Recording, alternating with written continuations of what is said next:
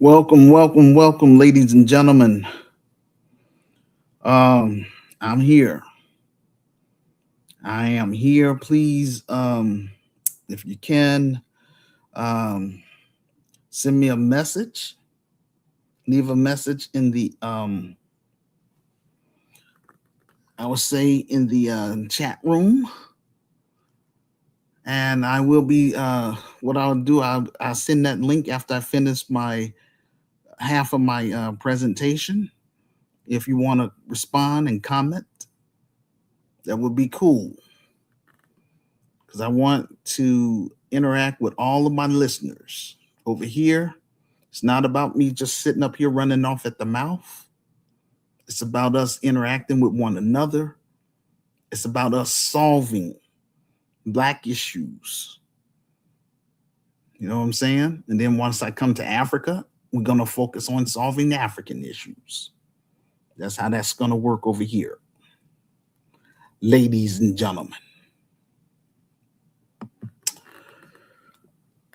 So, welcome to Help Stop the Genocide in American Ghettos podcast. I'm your host, Emmanuel Barbie.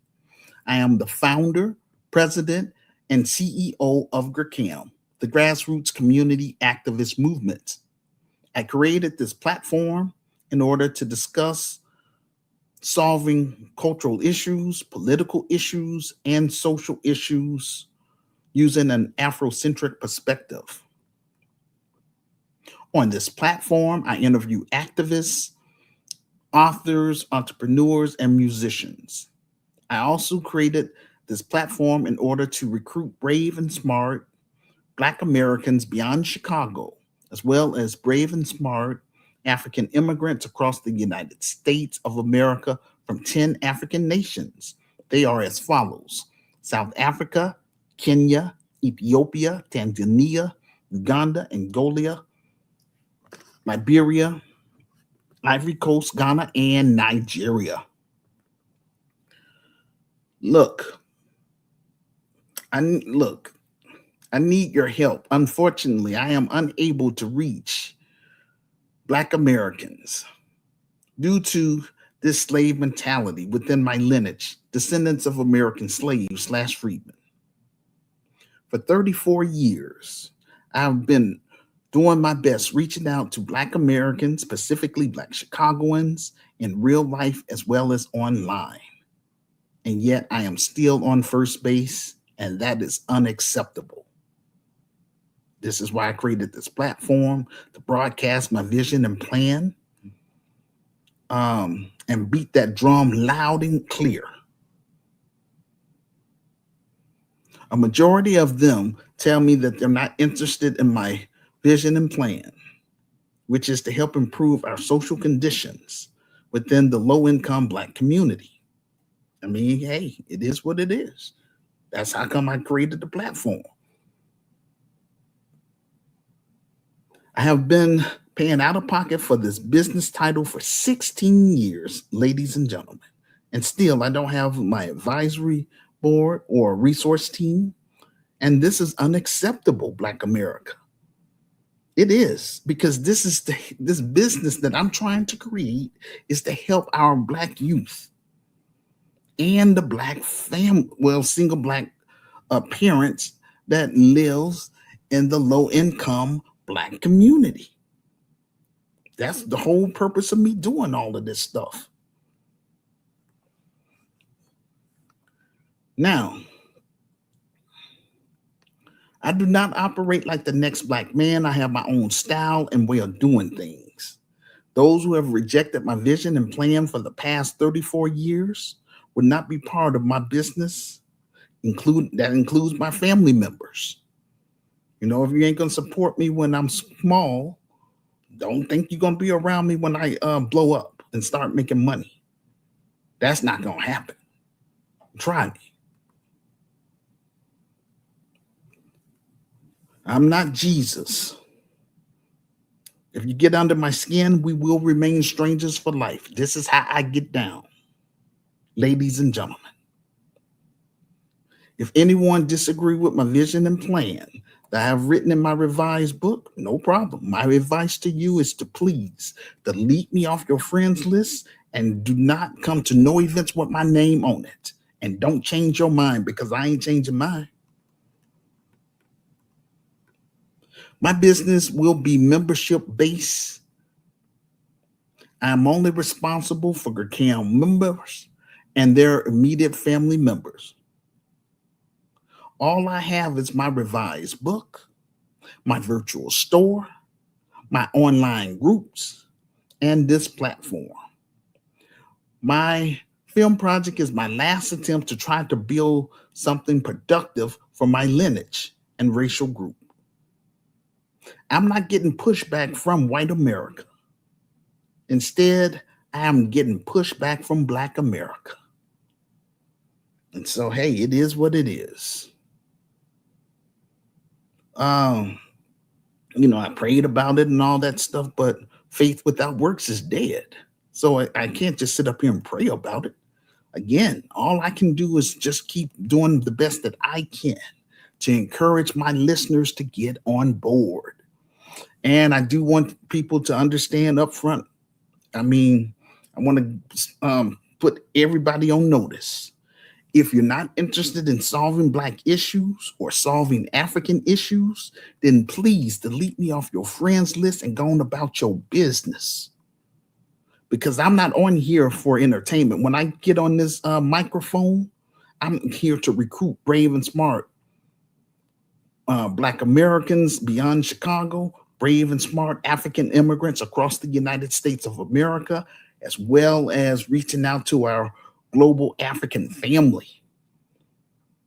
Those that lives in, I would say, Canada, Europe, on the African continent, in the Caribbeans, wherever they may be, that's listening. I need your help, ladies and gentlemen. Help. All I'm asking you to do for me is to help get my ebook on that bestsellers list. That will help put me in a better position financially so that way I can hire Black people, African people, and others. If I'm not making money from my revised book or from my virtual store, then I can't do my job. It's just that simple.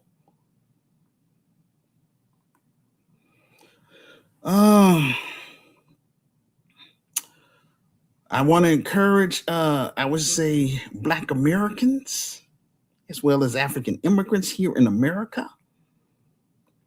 Once you read my story and if you agree with my vision and plan to help improve Black America, you will automatically become a Gurkam member, point blank. And then I would like for you to get behind our film project and help me raise that $250,000 on our crowdfunding sites, which will be our GoFundMe page, our Buy Me a Coffee page, and our PayPal Giving Fund page. So you have three options on there. But first, read the book. That's all I'm saying. Read my story so that way you'll know what you're getting yourself involved with. Because everything that's I've written in that revised book, that's what we're going to carry out. I'm not talking in code. I'm speaking in plain English. Because there's no, I ain't got nothing to hide. All I care about is I'm working with people that's going to be on the up and up with me. That's all I'm saying. We're going to raise the bar in Black America. And again, the reason why we're going to be using crowdfunding sites is so that way everybody will know exactly where the money will be going. Our objective is to build the best Black Christian business within the United States of America with the help of Gurkam members, and that is the Grassroots Community Activist Institute of Chicago. We're going to build it from the mud. In layman terms, we're going to build it from the ground up. If you're a Black American and identify as a descendant of American slaves / freedmen, this business is for you and your immediate family.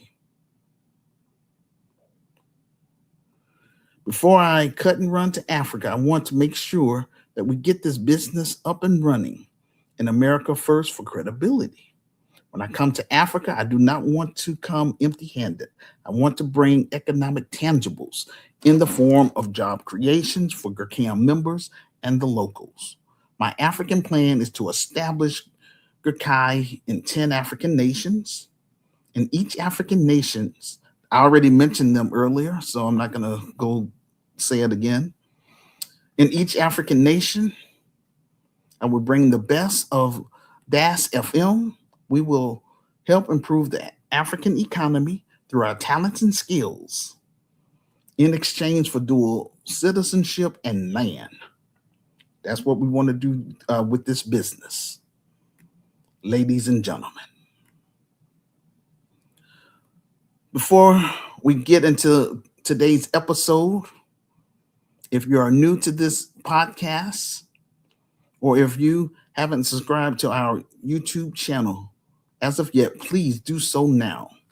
And also be sure to tap that notification bell for alerts when we upload a new video.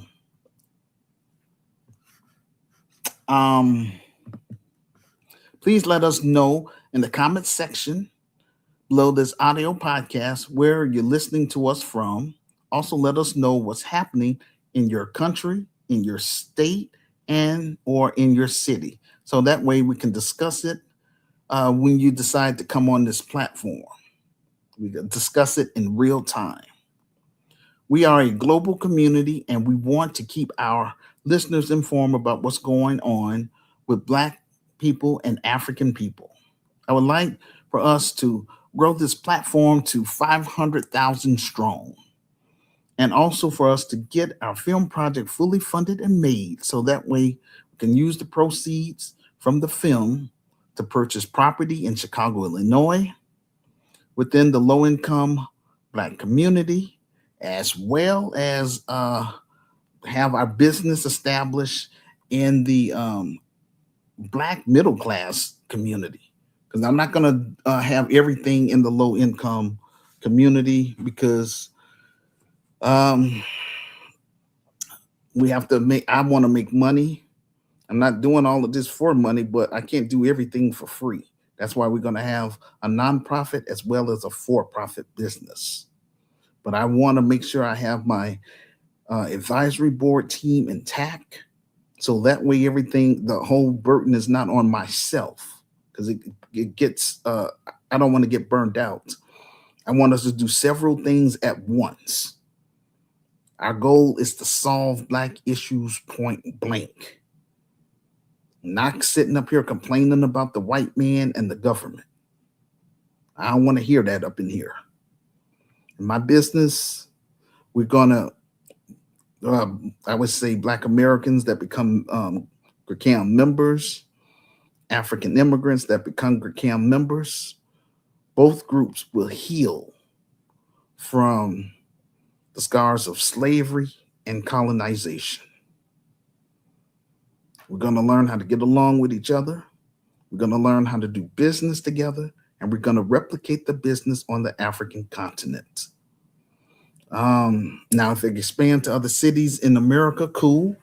But if it doesn't, that's fine with me too, because I gave Black America 34 years of my life, and this is enough. Like I say, my film project is my last attempt. Black Chicagoans sitting up here taking me for a joke, and that's on them. Because I'm still standing on business. Ain't nothing changed. Know what I'm saying? So it is what it is. So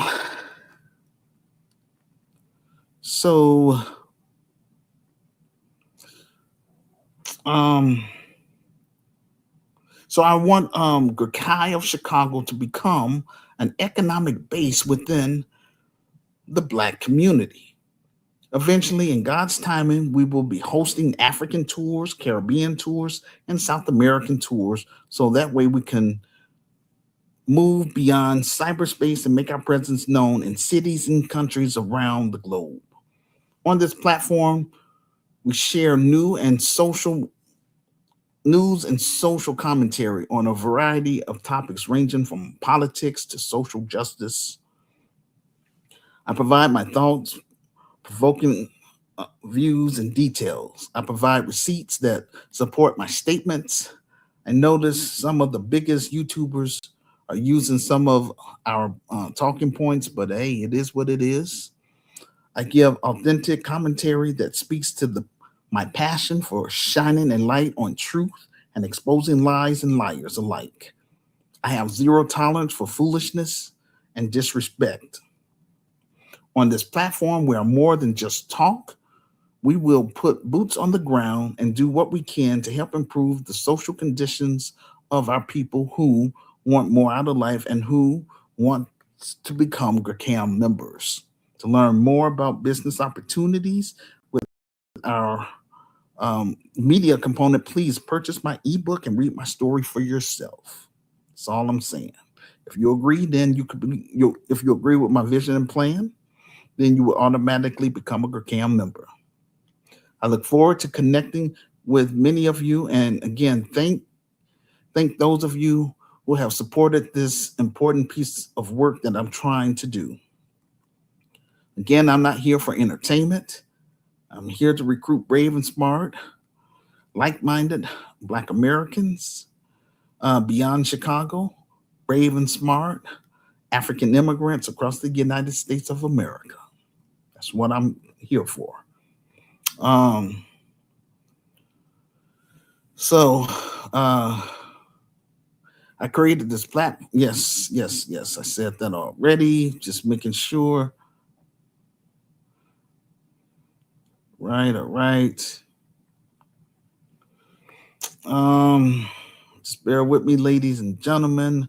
So my revised book, quote, The Solution for Black America, Reclaiming, Rebuilding, and Restoring the Urban Ghettos in America, second edition. It's available on Amazon in two forms as an ebook, which I highly recommend people get, is affordable too for $9.99, or like the softcover book for $15 plus shipping and handling. I provide my Amazon author page in the comments section below this audio podcast. Disclaimer: this content is for educational and informational purposes only.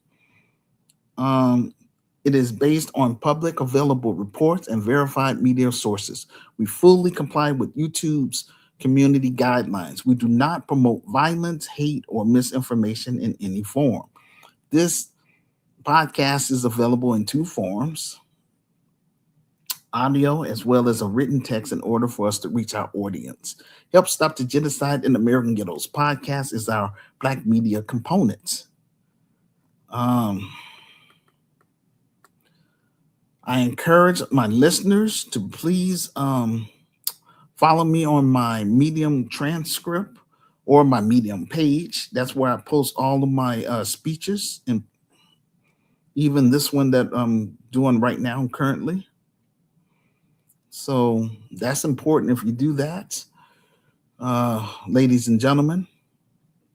Also, if you are a Black artist, African artist, such as an author, comedian, poet, musician, or entrepreneur, or if you have a small ministry, then make arrangements with me to come on this platform so that you can promote your books, your business, your music, your jokes, uh, or share a 30-minute sermon with my listeners from the global community.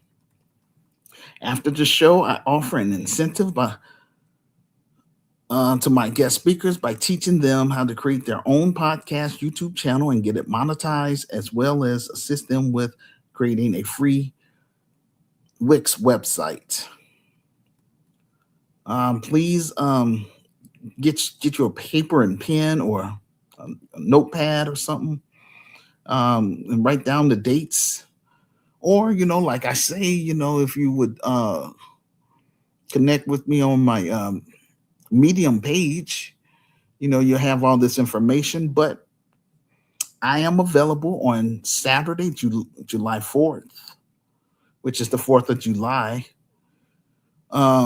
Sunday, July 5th, Monday, July 6th, Tuesday, July 7th, Saturday, July 11th, and Sunday, July 12th, Monday, July 13th, Wednesday, July 15th through Sunday, July 19th, Monday, July 20th through Friday, July 24th, Sunday, July 26th through Thursday, July 30th, all between 2 p.m. to 9 p.m. American Central Time. Um, on this platform, we keep you informed and empowered from wherever you are, on either from the diaspora or on the African continent. Don't just listen to our audio or video podcasts. Join the movement, ladies and gentlemen. I want to do more than just news and social commentary, but again, at this time, this is where I'm at. Um, Without financial support from the Black grassroots and the global African family, then I am unable to do my job. It's just that simple. So, just doing the best that I can, you know? Uh, I want my advisory board or resource teams to have an associate's degree or above. I want Black attorneys, African attorneys, investors, financial planners, marketers, Black entrepreneurs, African entrepreneurs, social entrepreneurs, and philanthropists. Those are the people that I want to have intact. So that way, they're going to help me run this business. So that way, I don't have to always check in all the time. You know what I'm saying?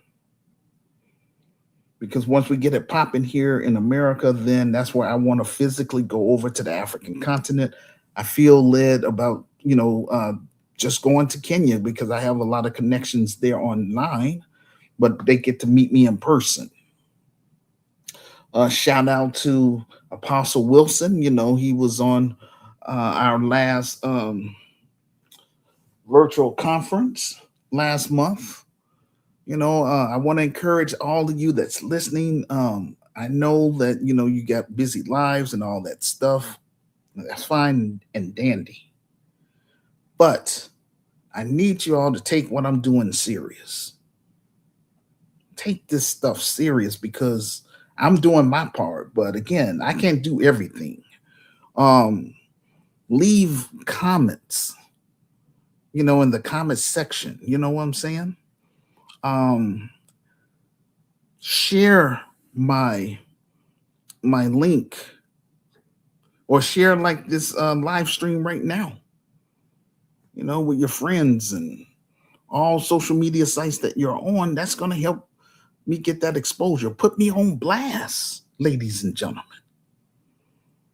You know what I'm saying? I'm trying to do something productive for DAS, FM, Descendants of American Slaves / Freedmen, as well as, for African immigrants. You know what I'm saying? Work with me and I'll work with it.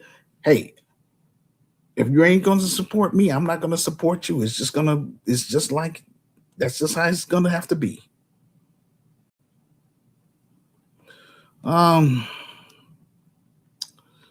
So, that's where I'm at on this stuff. So I encourage Black content creators and African content creators who have a large following. Please allow me to come on your platform so that I can speak with your audience about my revised book and my film project. My Black Christian business is for Black millennials.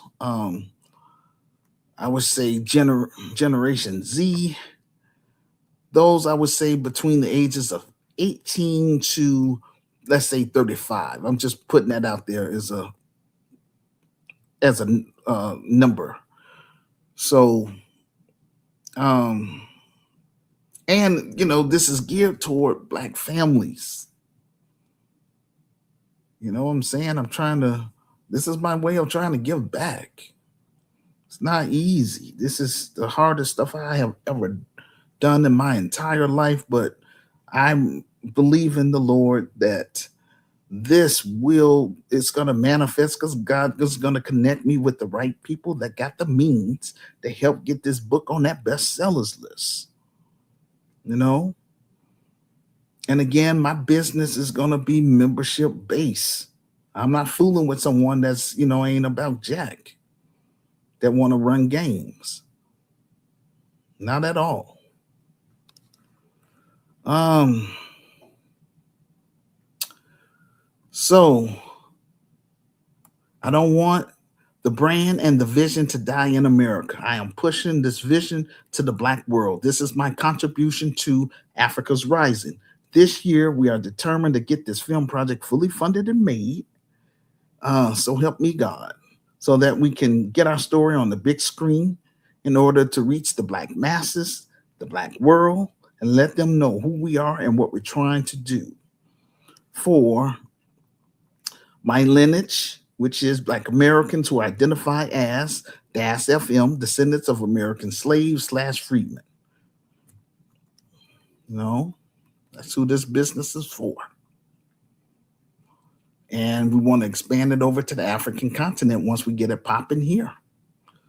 So, upcoming events, please mark your calendar for Saturday, July 25th. We're hosting our monthly virtual interactive conference. I'm encouraging 5 people from my Facebook page or Instagram page, LinkedIn page, TikTok page, or from my X page to come forth and be on my panel so that we can discuss our monthly theme. That would be Africa and Caribbean nations created a 19-point framework for reparations, where YouTube Live when Saturday, July 25th. Okay. Um, Time 2 p.m. American Central Time, 3 p.m. Canadian Time, 8 p.m. West African Time, 9 p.m. South African Time, 10 p.m. East African Time, and 8 p.m. UK time. So if interested, then please send me a message to for those of you that's listening on Facebook, um, send me a message to my inbox. If you're listening to me on the other sites that I just mentioned, just send me a message to my inbox along with your email address so that way I can email you specific instructions about being on the panel. Thank you. Um, if you are unable to participate on our monthly virtual interactive conference, no problem. Then please listen to the replay. Leave a public comment about the topic in the comment section below the audio podcast. And most of all, please share um, the audio podcast with your friends on all social media sites that you are on. This will help get the ball rolling. If you do not know how to use StreamYard, then make arrangements with me and I would teach you how to use both StreamYard and Zoom so that way you can come on the show. I usually use Zoom if we're just doing one-on-one. So I'm just saying. After the panel discuss the topic, then we will open up the discussion to everybody that's on my friends list on YouTube for the general, I would say for the global community. Title of this presentation, Haitians blaming Black Americans for losing TPS and U.S. Supreme Court keep birthright citizenship. While that pain is understandable, the narrative is dead wrong.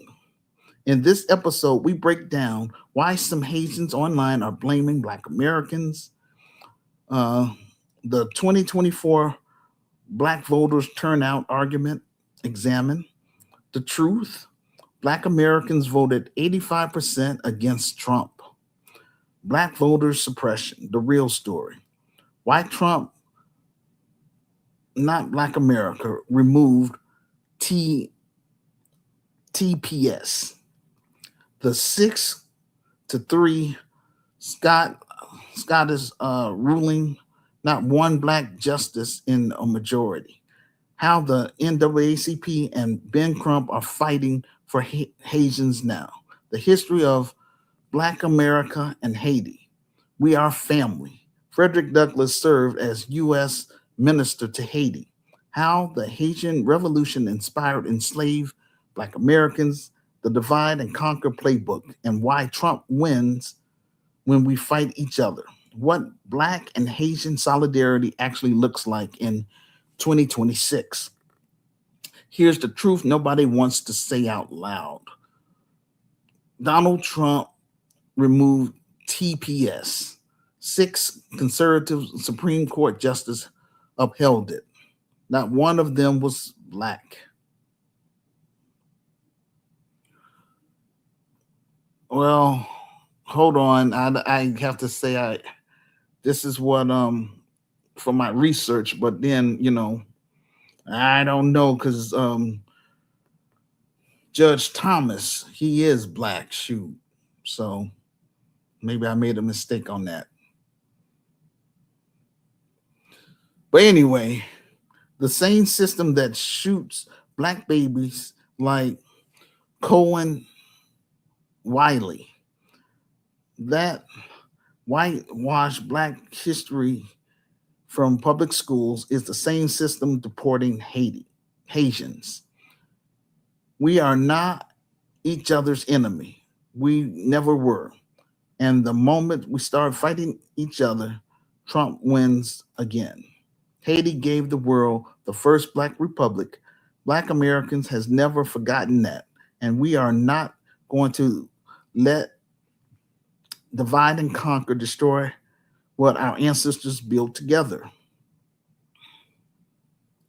Our first topic, Haitians' temporary protected status ends. Panic ripped through the Haitian and Syrian community nationwide after the Supreme Court cleared the Trump administration to end temporary protected status for over 350,000 Haitians and 6,000 Syrians. The temporary protected order that Joe Biden and Kamala Harris were hoping would reshape and redefine things. The Supreme Court said temporary means temporary. It seemed like Haitians and other black immigrant groups have had animosity and hostility towards black Americans and people who made it possible for them to come over here. They did not understand that um, they are in the grips of an unjust system and an unjust empire. It was the white supremacist financial elites who have destabilized their country for 200 years. When Haitians came around us, they don't see themselves as one of us. They see themselves as immigrants first. They identify with Asians, Middle Easterns, and other immigrant groups first, then black. This is a harsh lesson in political leverage and the consequences of alienating from the only true black grassroots in America, DAS FM, descendants of American slaves slash freedmen. The Supreme Court ruled that the federal courts cannot second guess the Department of Homeland Security to terminate a country's TPS destination. So, in layman terms, this immediately strips work, work authorization and protection for thousands of asylum seekers. Many of these immigrants that come over here think if they assimilate into the American culture, they will be fine. Yet a growing number of them have viewed Black Americans excuse me, tongue twisted, have viewed Black Americans negatively. That's because that media stuff, but then it becomes a self fulfilling prophecy because it is a lot of negativity within, you know, I would say the Black in Black society. especially in the low income Black community. That's where all the crime and that's where all the negativity things happen. When you move up towards the middle class, that's what I'm trying to get. Once I'm ever able to get this business up and running, that's why we're going to the inner cities to work with those parents that from broken homes. We want to make our presence known, not just sit up here and just talk about the issues. But like I say, I mean, 34 years. I mean, people don't want to sit up here and waste the rest of their life trying to help people that don't care. It's a turnoff. But anyhow, I'm gonna do what I'm gonna do the best that I can because hey, this is what I've been called to do. You know. But my business is we're gonna make sure it's gonna be the best and it's gonna be popping. Um, but yeah, so that's what happens. They see the negativity, in the media and all that stuff, and then, you know, they hear it from white Americans and other people that's I would say that's not black people. So even before they meet us in person, they get that negative I would say rumors about, oh, you might have y'all need to stay away from those um they call us black Americans and all that stuff, but I'm glad that when you redefining ourselves, calling ourselves, some of us call ourselves FBA and DAS FM is really the same. It's the same lineage, it's just different terms. So whatever people call themselves, it is what it is. But so I understand. Um,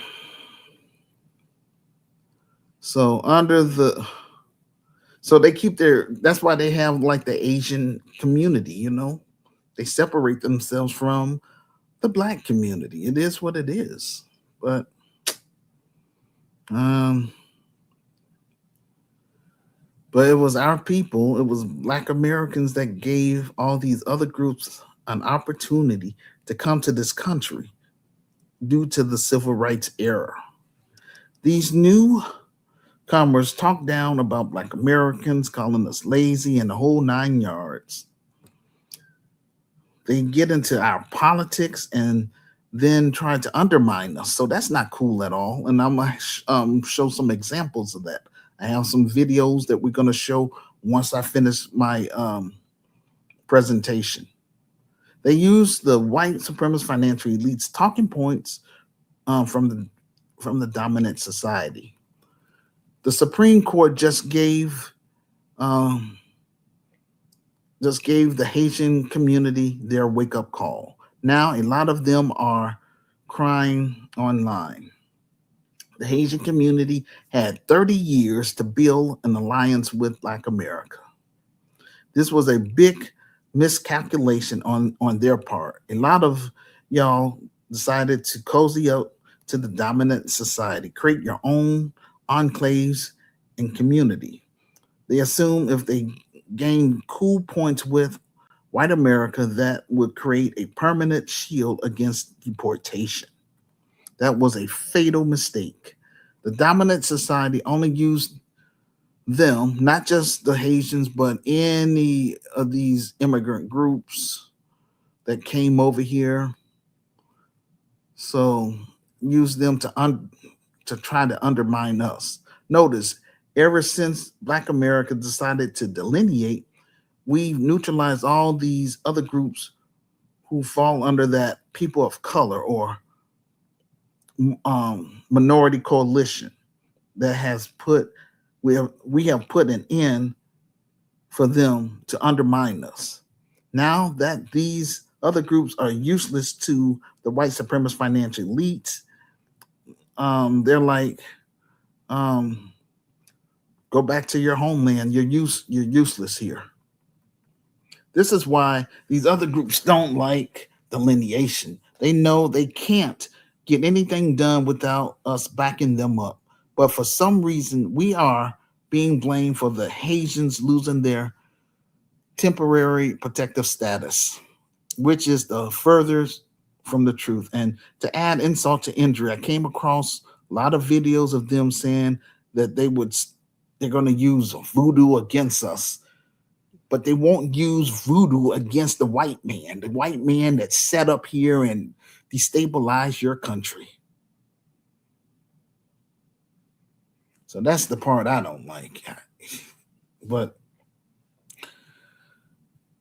um um so racist people like Megan Kelly saying, some real bad things, I mean, they're not talking about that at all. But for some reason they have all the smoke for us.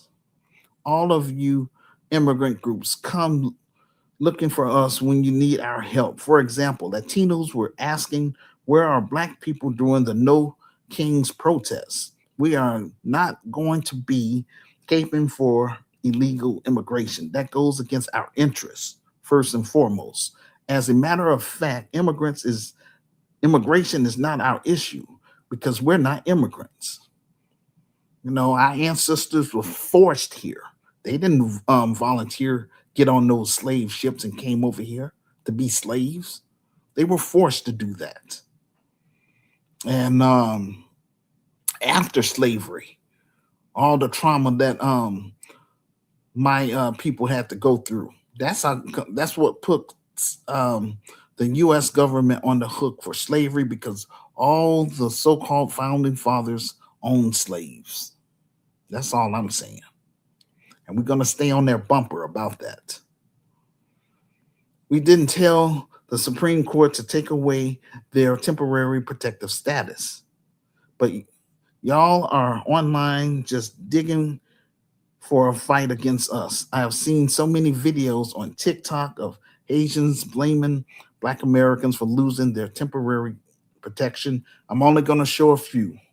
I'm not going to show all that stuff because it is what it is. Um, for example, I came across a TikTok video entitled Scottish ruling could have impact 45,000 Haitian living in Massachusetts. To watch the full video, just go to my Medium transcript located in the comment section below this audio podcast. Click on the link, then scroll down to show and prove. According to this Haitian woman, immigrants help build America. No, ma'am. I know that passions are running high. I know that the Haitian community is hurting and all that, but we can't allow this lie to continue. My enslaved ancestors built this country, doggone it. And you're not going to sit up here and be lying and just and be putting us down and all that stuff. So that's what I really like that Black Americans are speaking out. Then later you came, then later you all came after all the work has been done. So just do the research. These lies are being told within the immigrant community from the Democrat Party. They all think that they built this country. Y'all were able to come to this country because of our grandparents during the civil rights movement. You have the new generation of Black Americans that consist of my generation, which is Generation X, Black millennials, and Gen Z. We don't take disrespect. We're not going to fight for people who's disrespectful. We're talking about the transfer of wealth and refocusing on the Black community. And that's what I've been calling for the longest, and I'm grateful for that. But yeah, I need you all to, um, like I say, just help get my ebook on that bestsellers list. And if you believe you got the talents and skills and the smarts to help me run this business, then make yourself known to me. Don't wait until I'm dead. Work with me while I'm alive. because I'm trying my best to get this thing popping. God is my witness, and that's how come I do these these lives. I'm documenting what I'm doing. So people can't say, "Oh, what have you done? What have you done?" I say, "Well, hey, if you don't want to read the book, look at my videos. You know, that's what I've done. I mean, God again, God give us free will. I can't make people buy the book. I can't make people. I would say donate to the film project or buy items from the virtual store. That's a personal choice. And again, that's that slave mentality. That slave mentality is like, oh no, I don't want to see Emmanuel Barbie have a successful Black Christian business. But what they fail to realize is uh, this business is for them. This business is for you and your family. And again, I want smart people that's going to be, you know, part of this business. And, that's how come I'm saying up front, doggone it. We want to separate ourselves from the enemy within, especially con artists. We will have consequences. I'm just saying. Um, anyhow, you all have a nerve to come over here and be disrespectful towards Black Americans in our own country. That's not cool. That's stupid as hell. Don't sit up here and put down people that help got your behind over here. And that's why you all got your wake up call. And I'm glad that um, even though I'm not claiming no credit for it, but hey, I've been putting it out there. That's how come I say I want people to become GCAM members because our people are divided. Over some dumb stuff. So it is what it is. It's like that on the African continent too. But again, uh, I'm promoting GCAM, the Grassroots Community Activist Movement, and yeah, other groups they might can join us, but right now my focus is on Black Americans and African immigrants. I would say Afro Caribbeans, y'all are important as well too, but I want us to be over on the continent, and then we'll connect with you all that from the Caribbeans if y'all want to be a part of us, part of this business and not, I'm not gonna kiss up to nobody. That's just how it is. I'm gonna keep it authentic. I ain't putting on no front for nobody. You know what I'm saying? Anyhow, we tried to educate you all about white supremacy and racism in this country. We tried to unify with all these other groups for the longest, but when Black Americans decided to delineate from all these other groups, all of a sudden, Black Americans were called being divisive, xenophobic, and all that garbage. I don't care what you call us, man. Shoot, I mean, so we just focusing on our own stuff right now. And again, over here, I'm still reaching out to African immigrants. If you want to, all I want you to do is just read my story. There's no marching and protesting and all that stuff. We just keep everything simple, keep everything legit, open and honest. That's all. I said, I said years ago, the disrespect will no longer be tolerated. Many of y'all came over here looking down on us.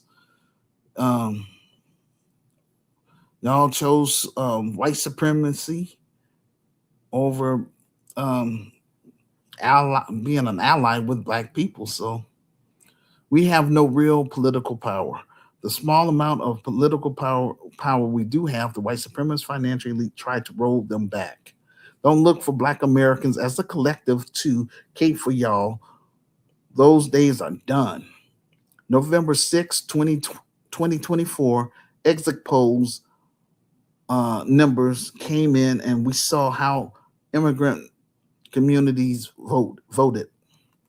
Black America is finally focusing on our own, the Black community. I came across another TikTok video entitled Haitian, I guess it's supposed to be versus FBA.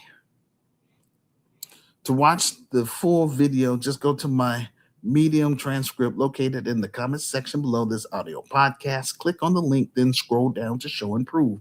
According to the video, a Haitian man is upset with Black Americans after Supreme Court greenlight Trump to revoke their TPS status. The Supreme Court allowed the Trump administration to revoke the temporary protective status of Haitians and Syrians. I listened to a judge talking about the ruling that came from the Supreme Court. They interpret what the law said that Congress passed back in the 90s. It was signed by George W. Bush, the father of George W. Bush. It gave the executive branch, which is the presidency, the ability to grant temporary protective status or end it. So the Supreme Court basically said that if the executive branch want to revoke temporary protective status, it had the right to, based on the law that was passed with Congress.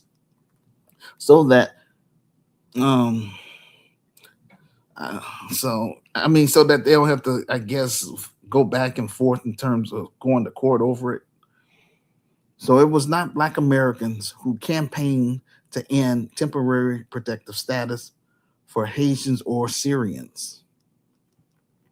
It was white America that campaigned for MAGA, and whatever else that agreed with them.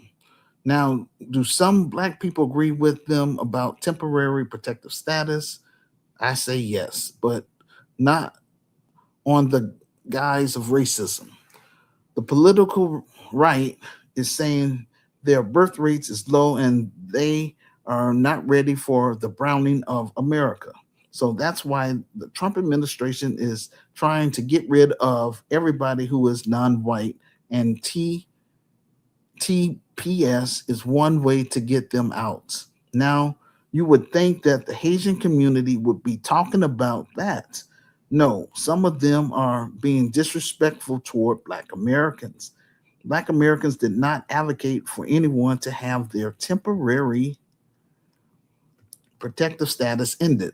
Some of you side with white supremacy, and when we try to warn you as brothers and sisters about not doing that, you wouldn't listen. This uh, gentleman had anti-Black sentiment. I'm talking about this guy that's on that video that we're going to listen to once I finish the presentation. But anyhow, he had anti-Black sentiment against Black Americans from his community. Not everybody in his community feels that way, but I'm just saying some of them do. Notice they're not talking about the Supreme Court, the Trump administration that set up here and is going after people like Stephen Miller. They're focusing on what FBA is saying online. All the Black people online is not going to round you up and deport you. It won't be Black Americans putting you on planes and deporting you back to your homeland. People like him and others who have been disrespecting us is why we stop advocating for immigrants in the first place. You should never come to someone else's country and talk down to the people that helped get you the opportunity to be there in the first place. You just don't do that. That's not cool. That's, to me, is very foolish.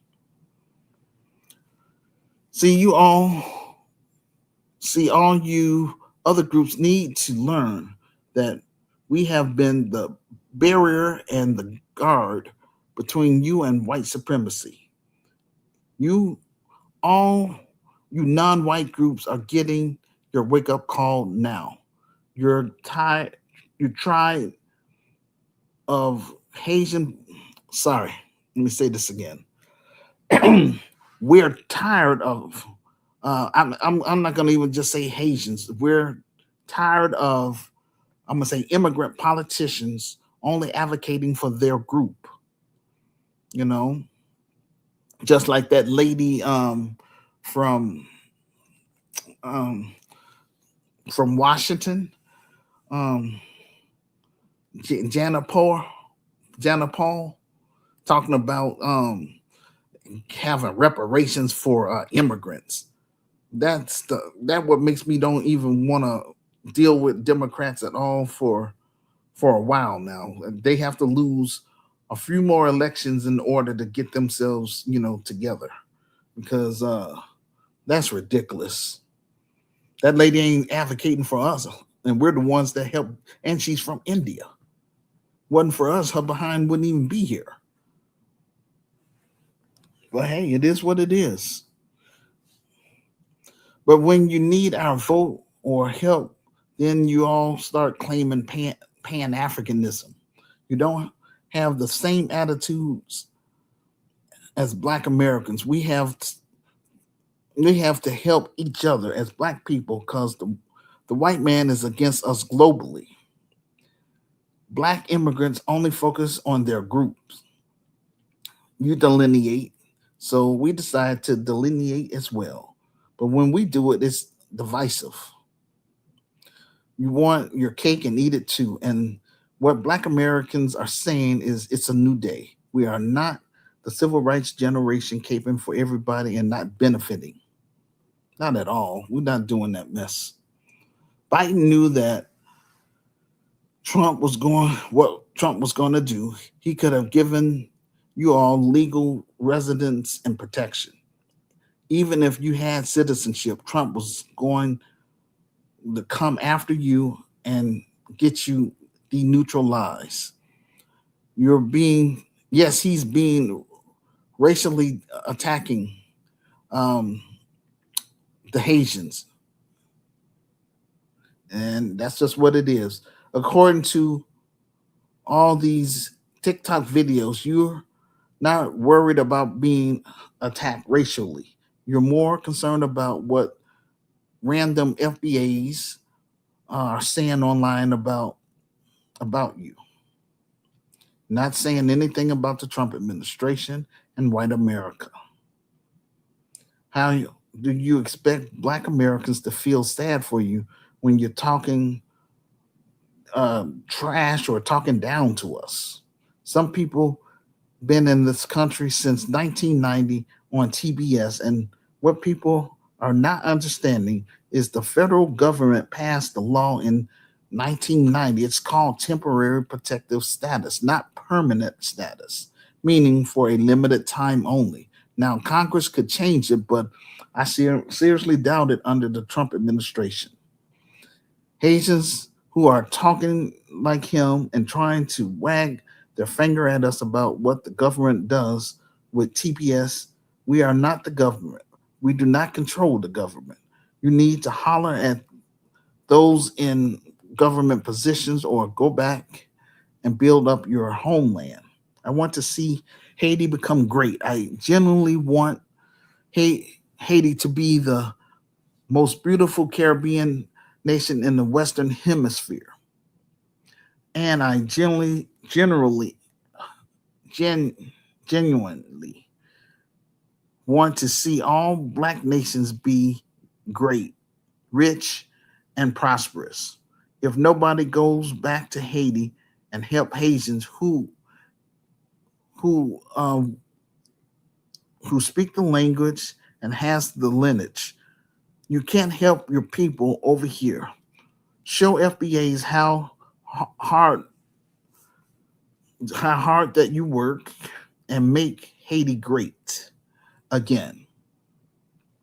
Came across a powerful video from the Emancipation Media entitled, quote, Haitians panic after the Supreme Court revokes their TPS, and they are already calling on FBA, unquote. To watch the full video, just go to my Medium transcript located in the comment section below this audio podcast. Click on the link, then scroll down to show and prove. Fair use um, emancipation media when I play your video. I came across a YouTube video entitled, quote, Nigerian American Republic candidate Austin Chang. I, I don't know if I'm saying his name correctly or not. I'm doing the best I can, so bear with me. Wants to cancel Black History Month, unquote. So the reason I um, pulled him up is because this is why I'm saying a lot of Black Americans are tired of these type of immigrants that's coming over here. They want to get in our politics, but when Black Americans go over to, let's say, Nigeria, we can't get into their politics, and they're not going to go for that. So how do you?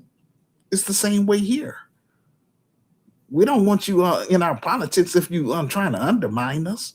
Now, why he want to get rid of Black History Month? He's doing that to try to win cool points with white people. Man, that's a straight up turn off. You know what I'm saying? And eventually, that's how come I'm saying when I come to Africa, I'm going to East Africa, all that stuff first to get my foot on the ground, get the business popping there, and then eventually move it towards West Africa. I'm just saying. Because I run across a lot of people kind of like this man, and I met them in college too. Some of them was acting funny style. So, but I still love Africa. Hey, I still got props for Nigerians. You know what I'm saying? That's why I'm gonna bring my business over there. But we're gonna get it popping here in America first.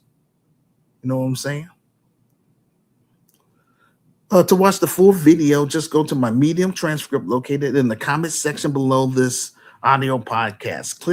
Click on the link, then scroll down to show and prove. Okay?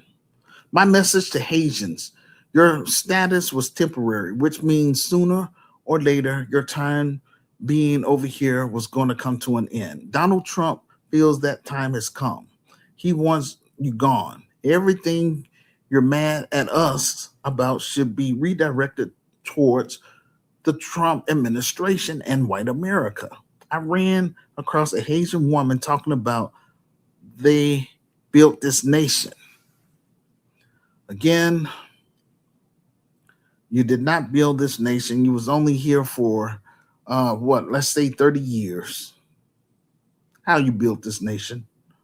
So I'm just saying, coming to a country and working in the country versus building the nation are two different things. My question to all immigrant groups who claim you built America: how come you didn't build up your own homeland? That's my question. How come y'all still have that your shacks that you're living in, dirt roads, no streets, no plumbing, no running water? It makes no sense for you to build another country and not your own homeland. I'm just saying. So miss me with that. Immigrants built America.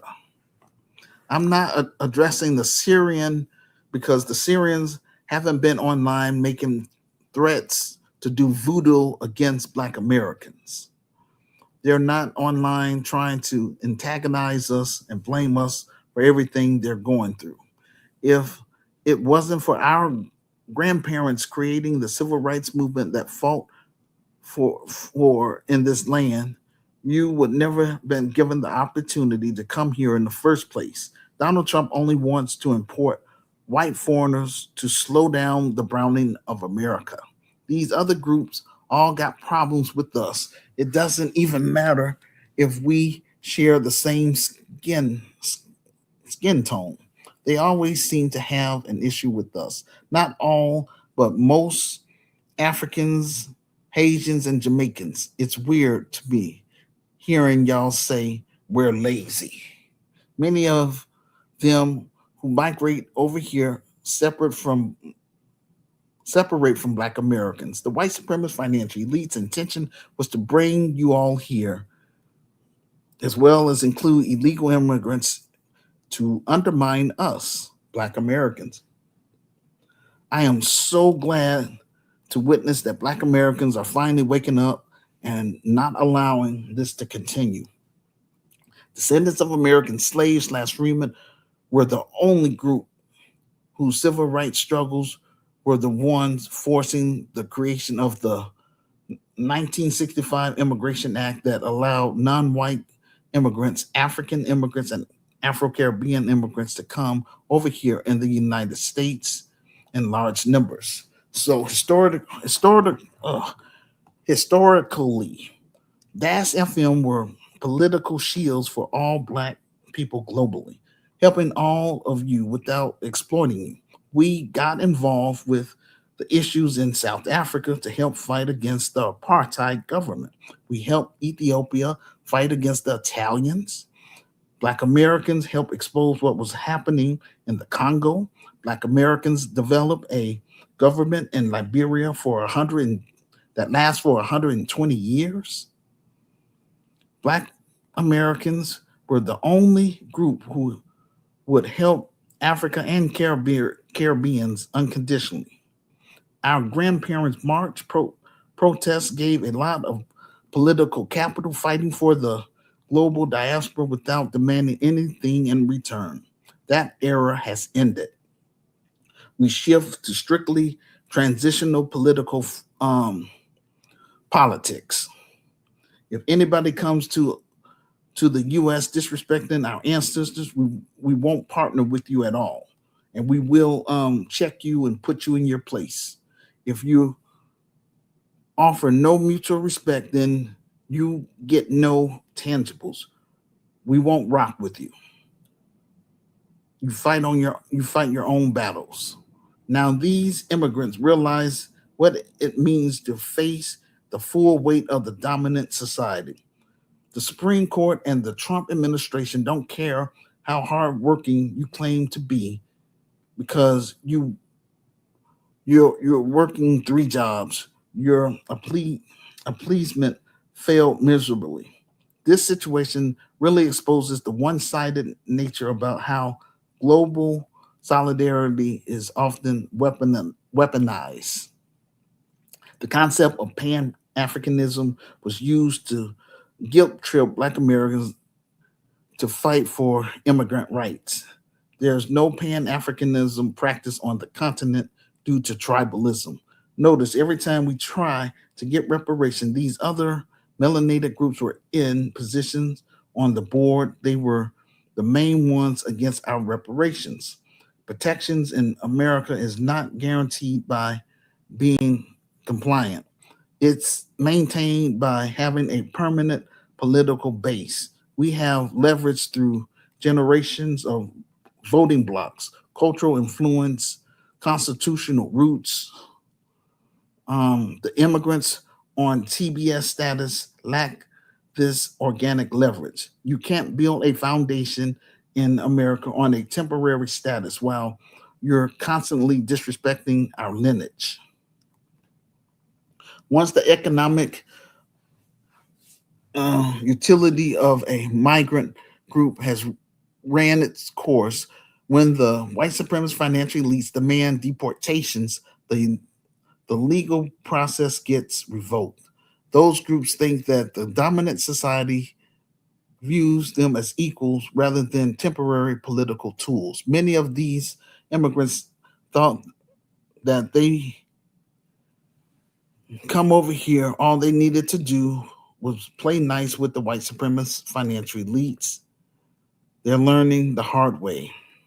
Descendants of American slaves slash freedmen, prime directive is validated moving forward. This scenario validates delineation standpoints. It has to remain uncompromising.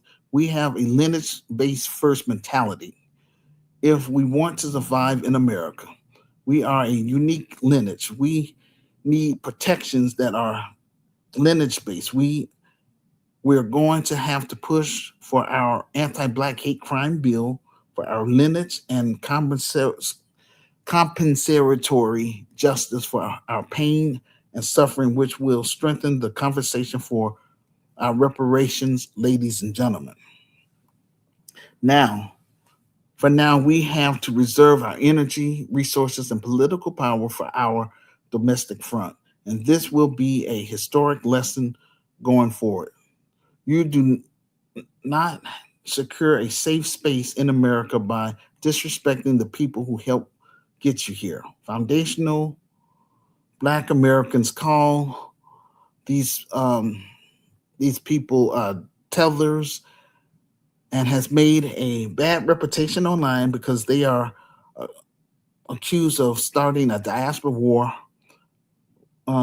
with Afro Caribbeans and Afro immigrants in order to gain clicks and likes. Over here, we are about building and healing. We're drama free. Now, all of a sudden, the Haitian community is saying we are all in this together. I have several videos of Haitians talking trash about Black Americans and the Haitian woman on a podcast called Us Dirty Black Americans. That's not cool at all. Not at all. Do we have any immigrants on the live stream now? If so, I want you to come on this stream and talk with me. Now these people are kicking and screaming not to be returned back to their homeland. All we have to do is let these groups fight their own battles and see the result. They are not equipped to do it. Descendants of American slaves slash freemen is the children of the civil rights movement. Who do you think created the civil rights movement in North America? All of the benefits and the laws help you foreigners to come over here.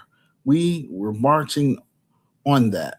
Black Americans are directly protected by and granted fundamental rights through three Pacific additions to the Constitution, referred to as the Reconstruction Amendments. The 13th Amendment officially abolished slavery and involuntary servitude throughout the United States. The 14th Amendment granted citizenship to all persons born or naturalized in the United States, providing them with equal protection under the law. The 15th Amendment prohibited the federal and state governments from denying a citizen the right to vote based on race, color, or previous condition of servitude that was black grassroots.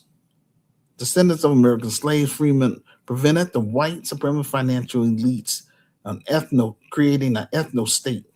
Like I said many times before, if we were up to the or if it was up to the dominant society, they would have established themselves as a white supremacist ethno state a long time ago.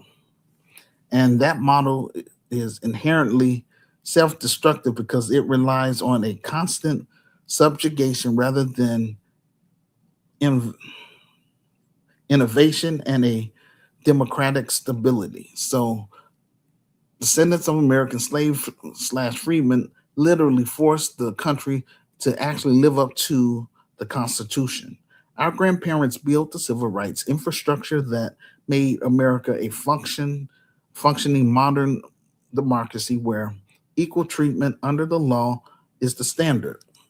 Throughout American history, descendants of American slaves slash freemen never formed a confederacy to overthrow the government.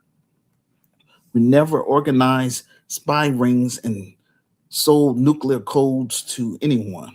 We don't funnel state secrets to hostile foreign adversaries. The white supremacist financial elites do this all the time. We've been the most loyal about maintaining the integrity of this country.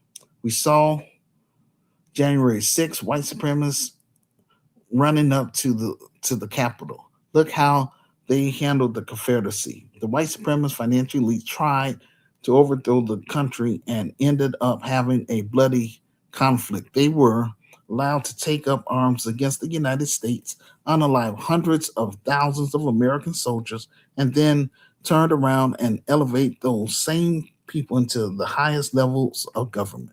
They compromised the whole safety and political stability of the country just to maintain white supremacy. Please leave a public comment about the topic in the comment section below this audio podcast and share with your friends on all social media sites you are on. This will help get the ball rolling. Our second topic, U.S. Supreme Court keeps birthright citizenship.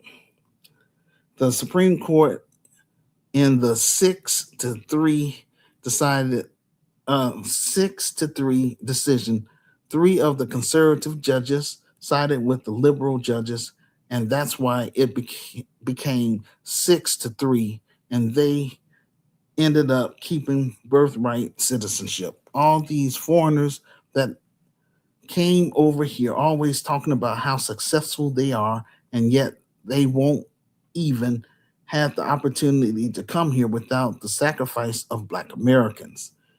Even birthright citizenship was about making our ancestors U.S. citizens while other people could benefit off of our fight. The 13th, 14th, and 15th Amendment were for us. We as Black Americans cannot allow anyone to continue to disrespect us. If if they are truly successful, then why they left their homeland? These people come in our communities and set up a storefront and make a bag. We are the reason why they are allowed to come here in the first place. The white supremacist financial elites didn't want anybody else here except white Europeans from Europe. Notice the Trump administration only wants Europeans and Afrikaners, who is the most privileged in South Africa.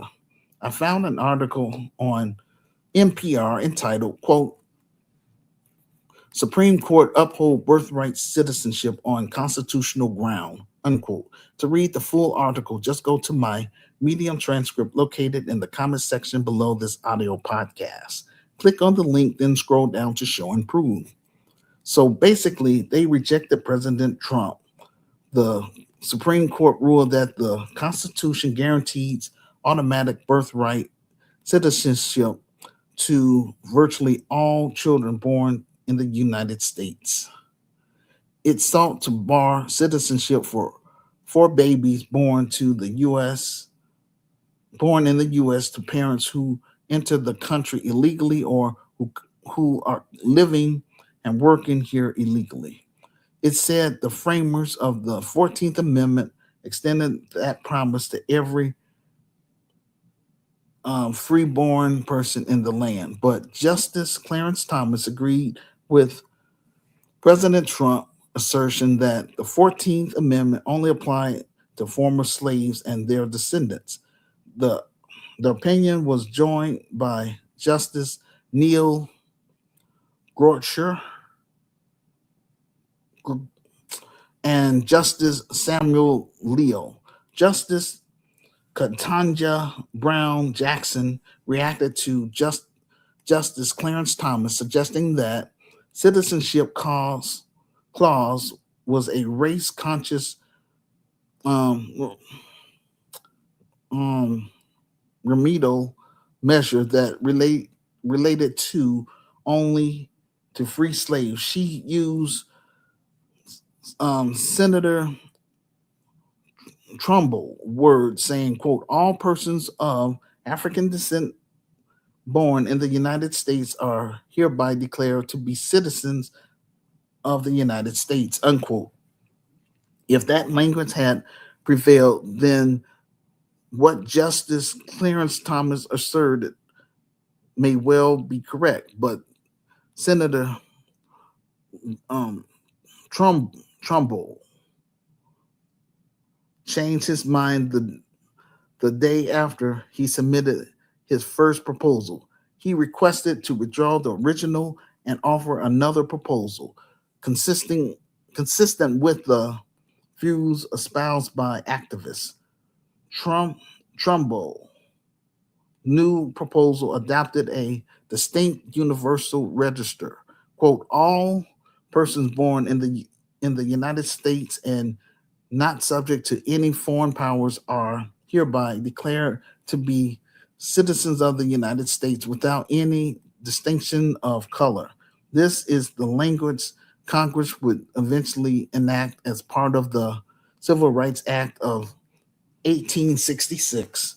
This would go on to be the the bi- the bi- the biases the basis for the 14th Amendment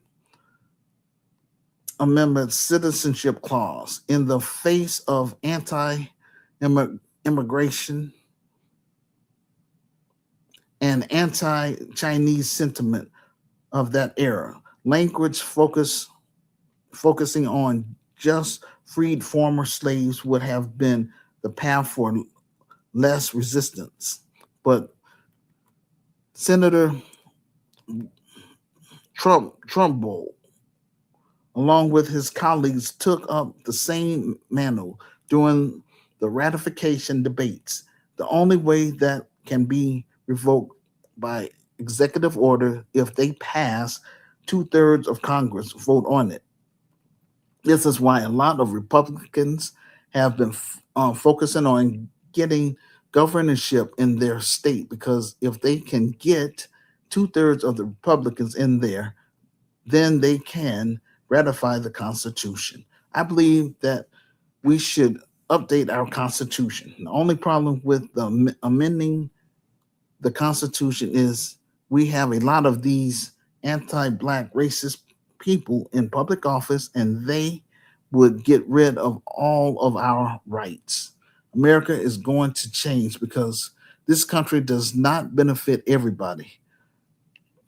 America is giving foreigners billions of dollars a year, yet they claim that they can't afford to pay us our reparations. I need you all to check out the foreignassistance.gov website. Just go to my Medium transcript located in the comment section below this audio podcast. Click on the link, then scroll down to show and prove. I want to show you in real time where all of our tax dollars are going. Notice white America don't say a word. It's a US government website. It states that the United States of America have $86 billion in obligations. They tell you where the majority of money is going. It says East Asia, Europe and Eurasia, the Middle East, South and Central Asia, Saharan Africa. The majority of the money is for economic and military. So when this government say they don't have money to pay for reparation, they have the money.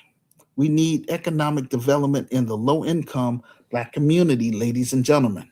I need serious like minded black people and serious like minded African immigrants who is listening to this audio podcast to first read my story so that you can have a better understanding of what the grassroots community activist movement is really all about.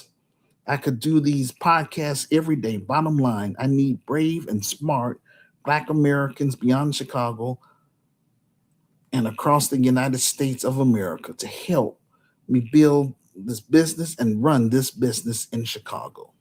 Once we get it popping in Chicago, we will expand it to. I hope it would expand to other cities across the United States. If that's fine with me. Cool. If it doesn't happen, that's fine with me as well. At least I tried. And this live stream is my proof. That's how come I do these things, because I want people. I'm trying to get it out there in the atmosphere, and I'm letting people know, hey, what I'm trying to do. People that's on my friends list, that's just there to be seen. Your time is coming to an end with me. I'm gonna treat you the same way you treat me. If you want to ignore me, I'm gonna ignore you too. I'm just being real.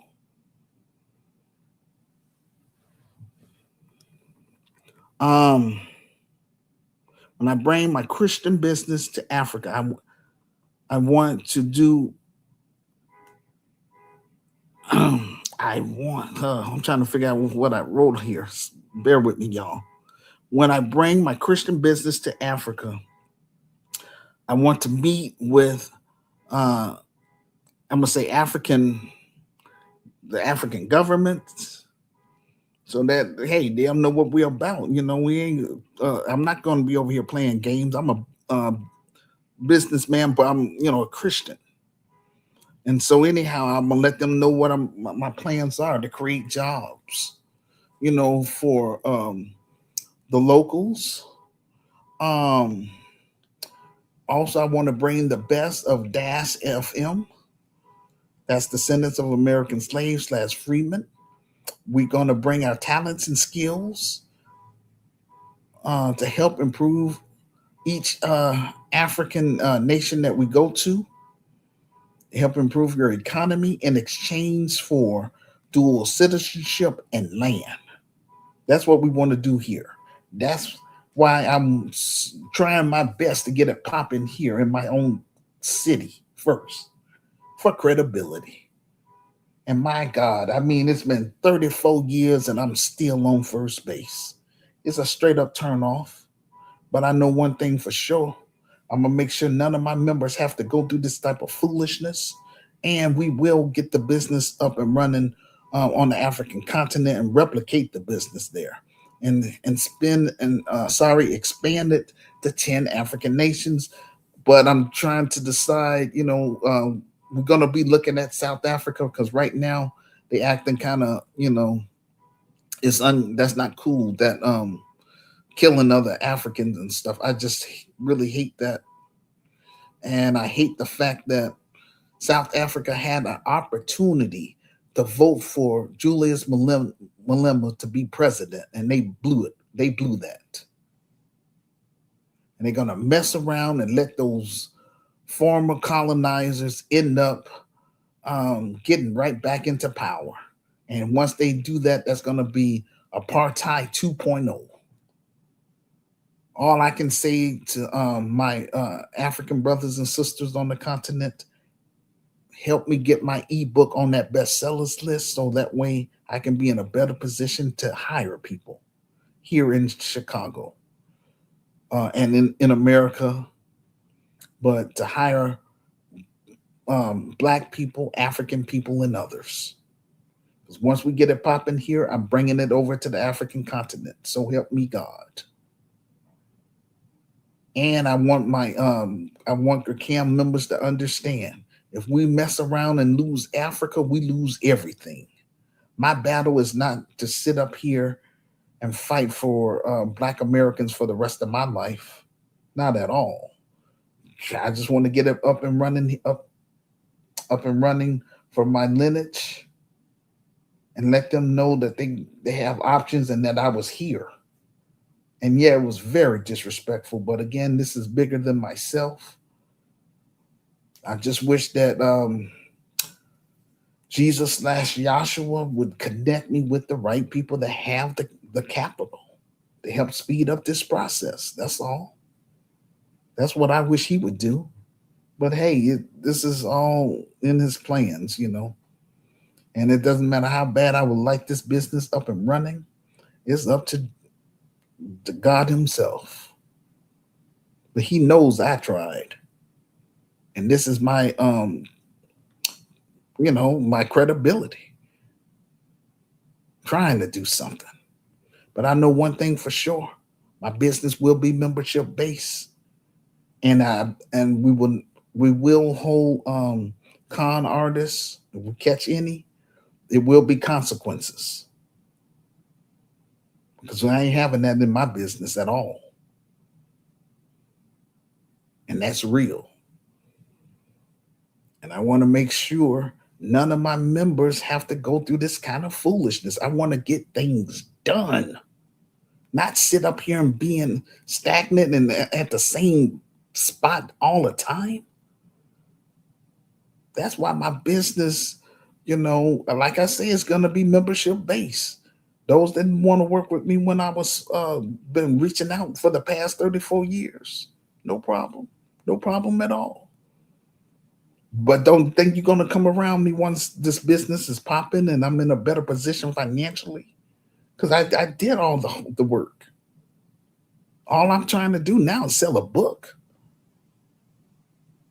sell items on the virtual store. I don't sell. It's a shame that the dope man has more support from the black community than me. And he's destroying the black community. He laces street drugs now with fentanyl, and that's gonna kill the clientele even faster. So I'm like, it's just it is what it is. I'm not taking no blood money at all. My I'm not gonna side with evil con artists and all that garbage. My stuff is legit. I don't have to run from the cops. I'm legit. You know what I'm saying? And none of my people that work for my business won't have to run from the cops neither. All our stuff is legal, and it's gonna stay legal.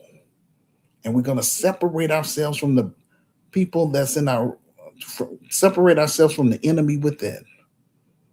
You know, but yeah, I mean, I wish this thing would have been up and running 34 years ago, but I'm grateful that I have a global audience now. So it's on you all, to do your part. Um, Let me go ahead and continue. Um, so the 2030 agenda is in full effect. The white supremacist financial elites will never get rid of birthright citizenship because it would destroy the U.S. economy. By the way, that outsource production for cheap labor for corporation that imports all these immigrants to come over here in the first place. They make trillions of dollars for the U.S. economy.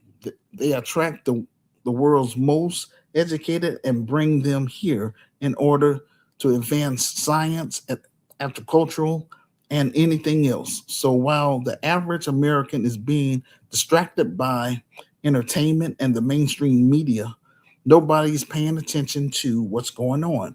Donald Trump wants to get rid of birthright citizenship, but the way the U.S. economy is built, it's not built where you just have to close your borders and those nations primarily deal with themselves. It's been a nation. The majority of all these people here in the United States are immigrants.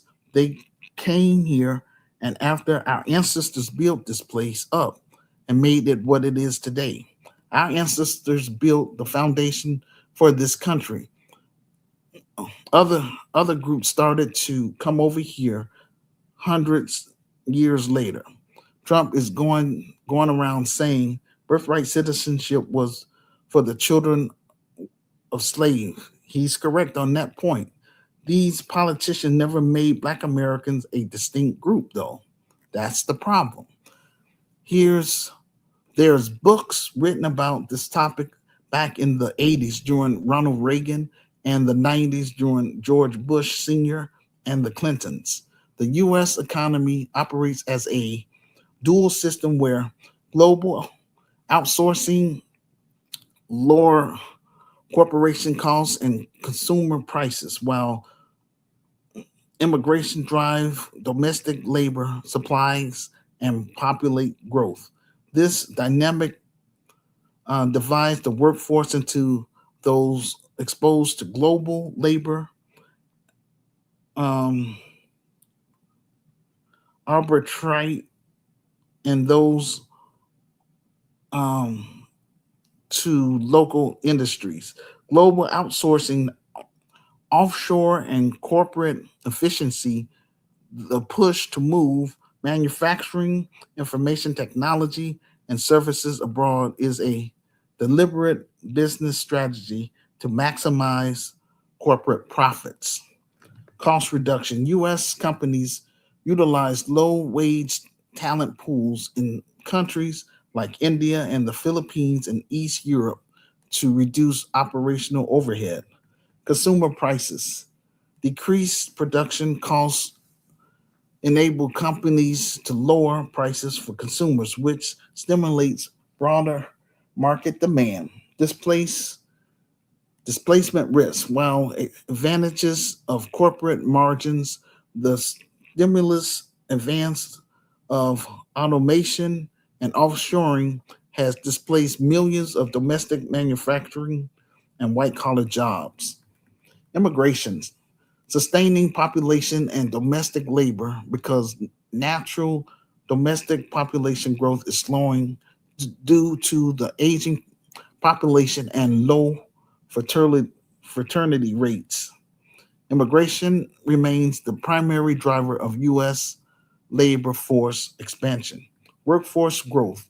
Over the past 2 decades, immigration have accounted for nearly half of U.S. labor force growth, making up roughly 19.2% of the civilian workforce.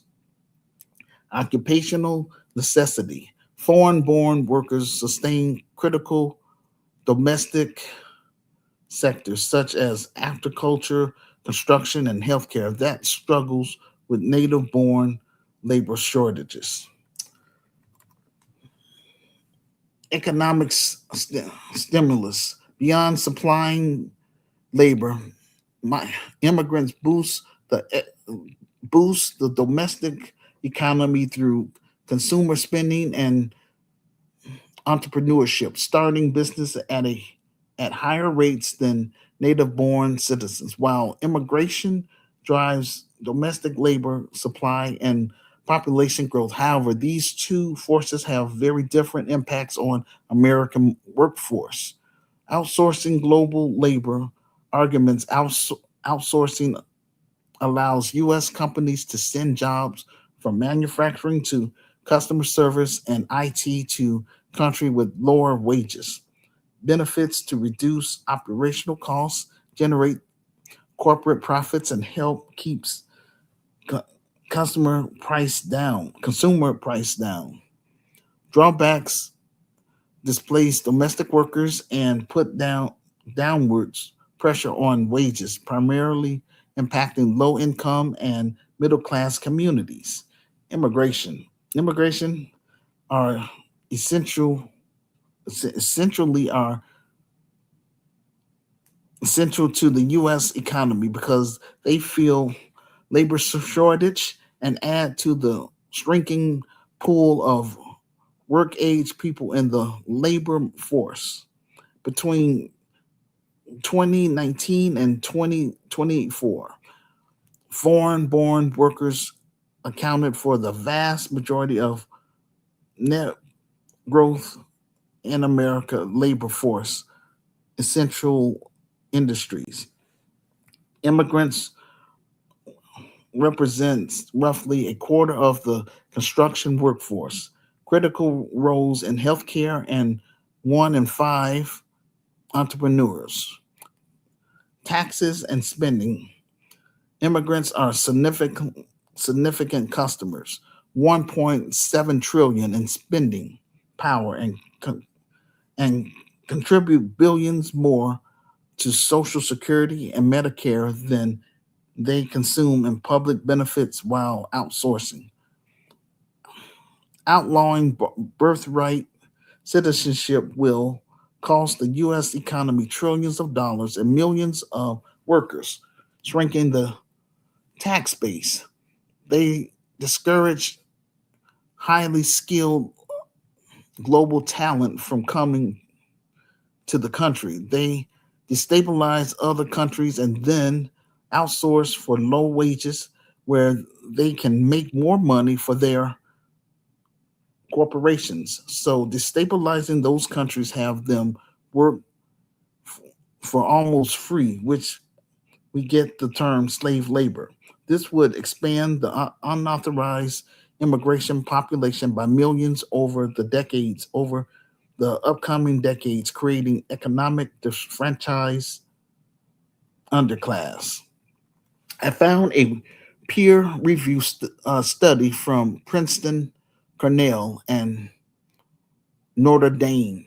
estimate that the beneficiaries of birthright citizenship will contribute 7.7 trillion to the US economy over a lifetime, and their loss will strip hundreds of thousands of college educated workers from the labor pool, will create an underclass without citizenship. US born citizens and unauthorized immigrants or temporary visa holders would grow up with constrained access to higher education, professional jobs, and federal safety nets. Restricting citizenship affects the children of high skilled workers on visas HB HB1. This could prompt global talent to seek friendlier environments, create labor shortage in vital fields like healthcare, agriculture, and construction, increase an unauthorized population. The Migrant Policy Institute estimate that restricting birthright citizenship would swell an unauthorized population by millions over the next 50 years, significantly disrupt local communities and labor markets. The white supremacist financial elites already know they fumbled the bag, meaning ruin a promising opportunity or making a poor decision that caused you to lose out on money, success, or major advances. It's too late to reverse things now because the whole economy is based off of what they've done. And this is why they don't want to give us our reparations. It's not rocket science. So now you have racist people like Megan Kelly. She's angry because everybody from foreign nations can come over here, have a baby, and that baby will be an American citizen no matter what. That baby is known as an anchor baby, a term for children born in a country with birthright citizenship to non citizen parents. The term implies the child's citizenship is used by the parents as an anchor to help them gain legal residency or avoid deportation. The challenge to this was long before President Trump executive order. It was written by a legal scholar that is not what the founders intended. We all grew up thinking that if you're born here, then you are an American citizen. If you actually look at the history of that practice here and what happened after the 14th Amendment was passed, you see that's wrong. You find out that it was the children of slaves. Birth, birthright tourism based on particular phrase of the 14th Amendment. You have to be born here and subject to the jurisdiction. The Supreme Court reject President Trump's executive order to limit birthright citizenship because it's constitutionally correct. This is the 2030 agenda in full effect. There's a paradigm shift coming and they exposing it on the world stage. I encourage you to do the research about the UN 2030 agenda. I have a video clip entitled, quote, the UN Dark Agenda, what you're not being told about Agenda 2030, unquote. To watch the full video, just go to my Medium transcript located in the comment section below this audio podcast. Click on the link, then scroll down to show and prove. All of this stuff is smoke and mirrors. Take the emotion out of it and pay close attention. After President Trump signed the executive order seeking to end birthright citizenship for some children born in the U.S., the issue headed to the nation's highest court, the Supreme Court. The justice ruled the order violates the Constitution, keeping birthright citizenship in place. The ruling shows America staying true to its colors and to the principle it was founded on. There's absolutely needs to be checks and balances. You can't have one individual making every decision for the entire nation. The 2030 agenda refers to the United Nations Sustainable Development Goals, which recognize migration as a driver global development.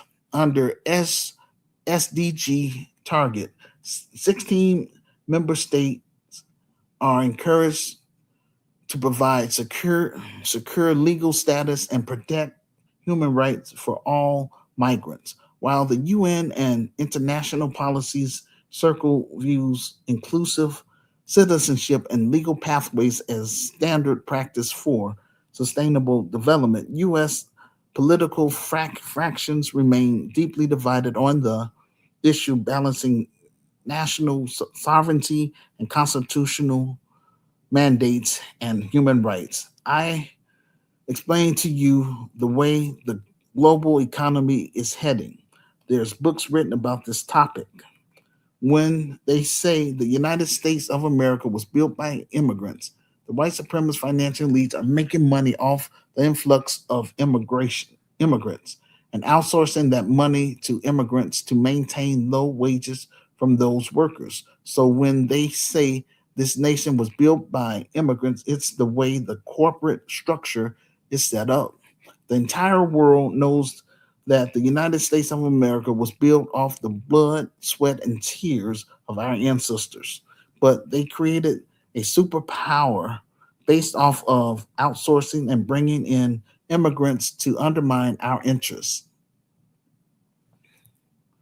Um, I am a Black American, a descendant of American slaves slash freedmen. I am called to help improve the lives of Black Americans who become GRCAM members and build a connection with African immigrants who want to be a part of us.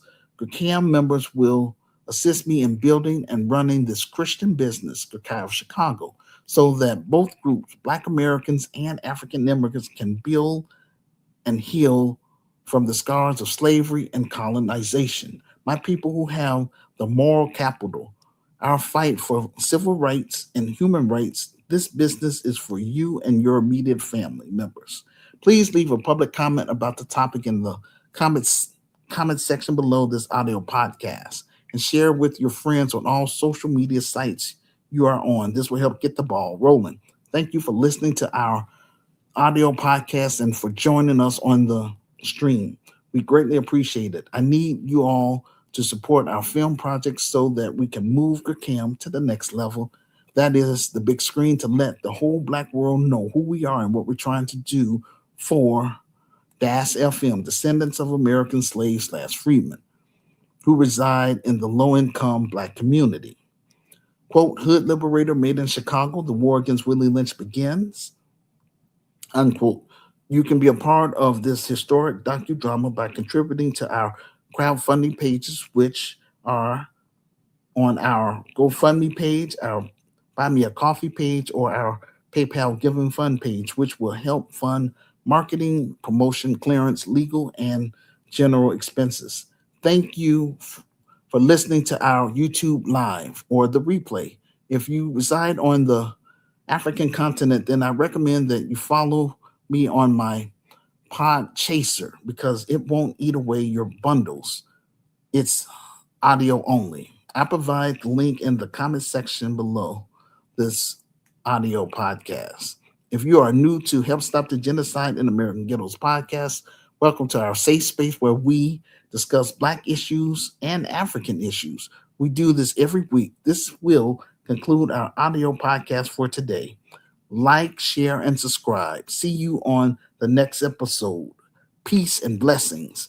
Now, before we go, I want to share a few videos with you all. Thank you all for taking the time to still be on here listening. Yes, it's a lot of material. Yes, I want to connect with you all, not just on here, just want to run off at the mouth. But oh, okay, all right. I gotta. Okay, so it's a couple Haitians right now that's saying something. So hold on. No, I mean, you could leave a voice message and stuff like that, or you can get on camera. Okay, so here's the link.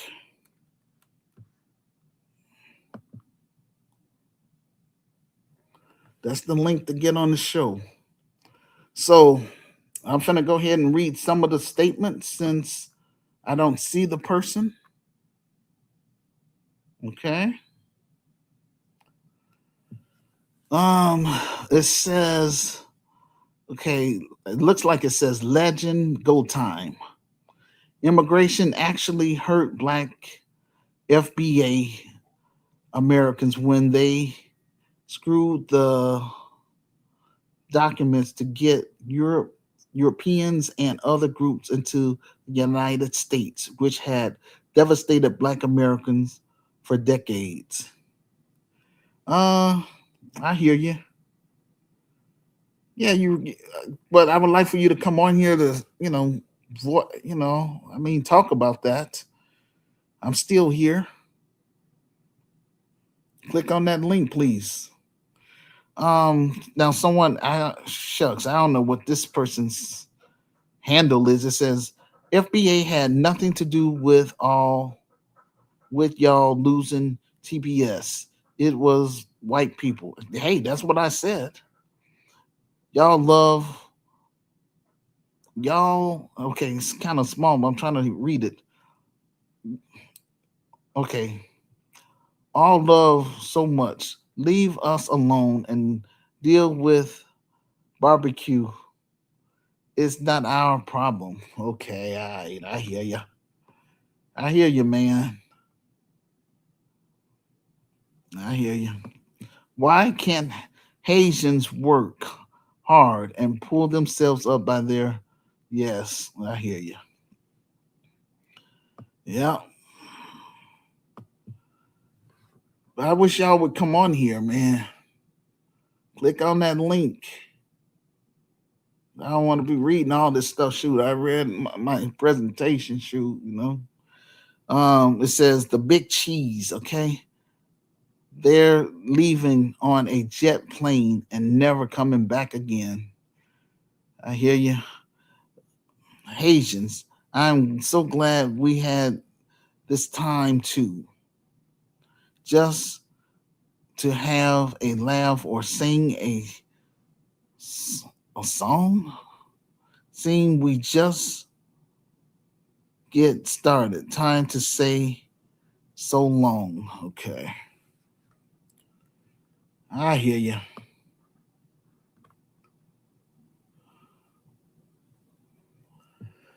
All right. So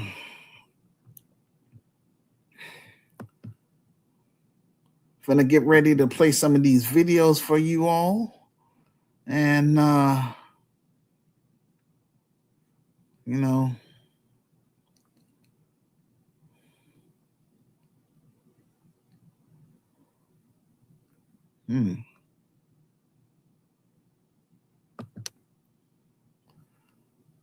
Okay, so check this out. This is coming from Emancipation Media.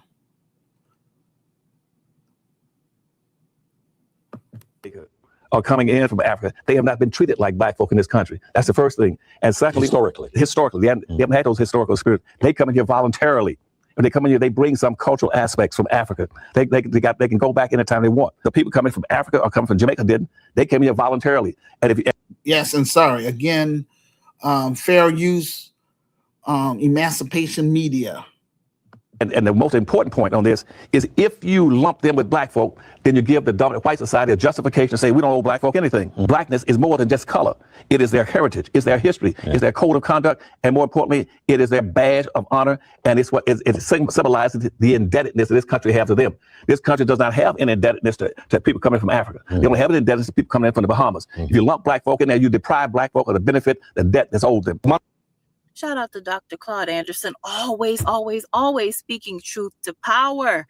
And I'm so glad that many people are waking up to what he has been saying. There is a difference between us and other black melanated immigrants. And we finally see that. The Supreme Court recently ruled that the Trump administration can move forward with ending temporary protective status, or TPS, for Haitians and thousands of Syrians living in the U.S. Now, the Supreme Court ruled 6-3 and essentially said the administration has the authority to make these decisions.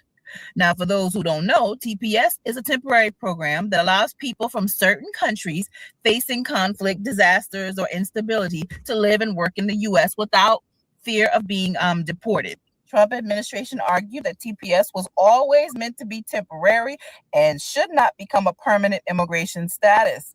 The Supreme Court has sided with Trump, and this pretty much means ICE is coming for a lot of people. Now, many Haitians have started holding press conferences and discussing how unfair it is and how it's unjust. And there are many advocates that are calling on people to pass laws and then some. I don't think that's going to happen. Now, y'all, before we get into it, please be sure to hit that like button and help your girl out in the algorithm, as well as check us out, guys, on the African Diaspora News Channel app. Now, let's get into the foolishness. This is the time for all of us to raise our voices and to say this country is also our country, is also the country of our immigrants, because we are the one who built it. The cries of Dr. Gerald Gabot, the Haitian immigrant in charge of the Immigrant Family Services Institute. She's reacting to the U.S. Supreme Court ruling.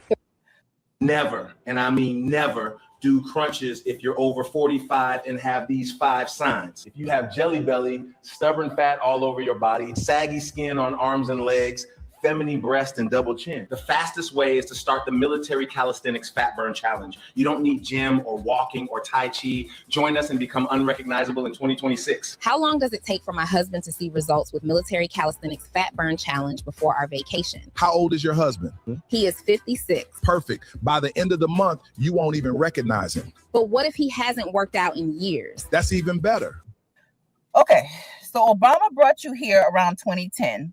And the Dems were in control of this for 12 years at the time, and they never offered you a pathway of residency.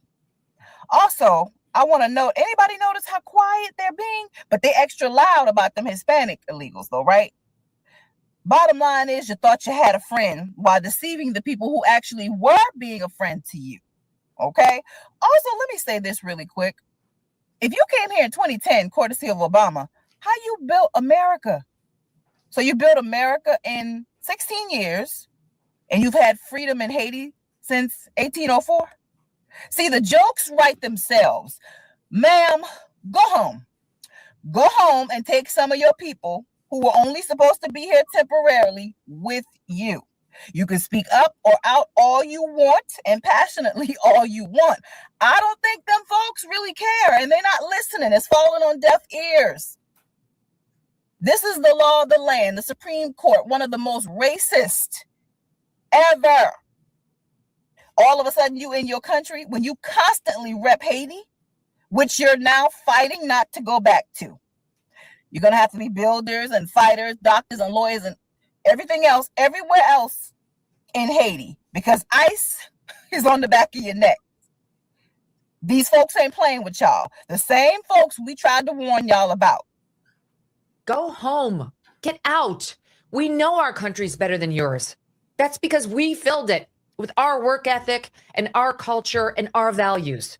You being here only dilutes it for us, those who built it and live it. And half of you people, more than half, you won't assimilate. We don't want you. We don't care if you're offended. Get out. Go home. Go back to fucking Haiti. Baby, them folks ain't playing with y'all. Y'all about to learn how really hostile they can be and just how much they don't like you. Guys, that was Megyn Kelly, for those who don't know. For a lot of us who do know her, we're not surprised at anything Megyn does or said. But you see how blatant she is about wanting y'all to go home? Or y'all gonna feel all that and then some when ICE come. Now, I caught the part when she talked about what we, in quotation marks, built. Now, I don't know what her people built. I truly don't know. But I'll let her live in that delusion since I'm trying to make a point. See, a lot of y'all come here to the U.S. thinking that if you assimilate and basically try to really honestly throw FBA under the bus by criticizing us and looking down on us, or you distance yourself from us, you're going to get protection from them folks. You come here undermining us, trying to really replace us, thinking it's okay. And now this is the case. You're getting the same treatment you thought you weren't going to get that we were getting. See, every chance some of y'all got, y'all tried to undermine us. Remember? We don't got no culture. Y'all are the leaders. We don't deserve reparations. We lazy. Pretty much adopting a lot of those doggone talking points of them folks. So I don't want to hear nothing now. I don't want to hear a thing about how this is your country, about family separation. Oh, it's not all of you that said that. Hold this L. You do what most immigrants do. Come here and benefit like all the others do. You didn't build a thing, but you come here lying about how you built something. See, that's part of the delusion right there. Also, I don't want to hear nothing about no family separation, because FBA been getting separated from our families for centuries. So what you're going through is nothing new. Temporary is temporary. You were here because of the civil rights structure that we, FBA, helped you to enjoy. We also allowed you to sit here and enjoy the benefits of having kids here off the 14th Amendment, which was created for us. And all you did was be disrespectful. See, it's a new day. And as Tariq would say, the block is hot. No. I'm sorry. I can't do Americans. I need somebody with culture. I'm sorry. Black Americans got culture. Americans got culture. Keep rolling. I need somebody with culture. Americans don't have culture. I got culture. We got the culture. We are the culture. Who the culture? We are the culture. Globally, they know about Black Americans. No, hold on. We're not the first free independent country. First Black free independent. That don't got nothing to do with America. That's nice. I'm just letting you know the reason why y'all have y'all independence. Y'all coming over here because of us, because of the hard work that Black Americans do.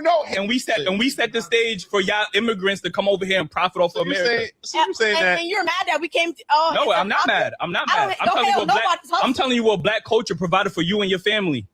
How that provide for me and my family? Because we set the standard. We set the Who standard. came here? I didn't come here. You here right now. My family came here. And you're here now. And they made their money and they went right back to Haiti.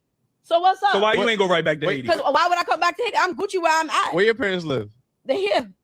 What? And see, your first mistake is siding with them folks, because you get a first-hand take of how they can easily turn on you. And the second issue is your little attitude. Nobody can't tell you nothing, as my grandma would say.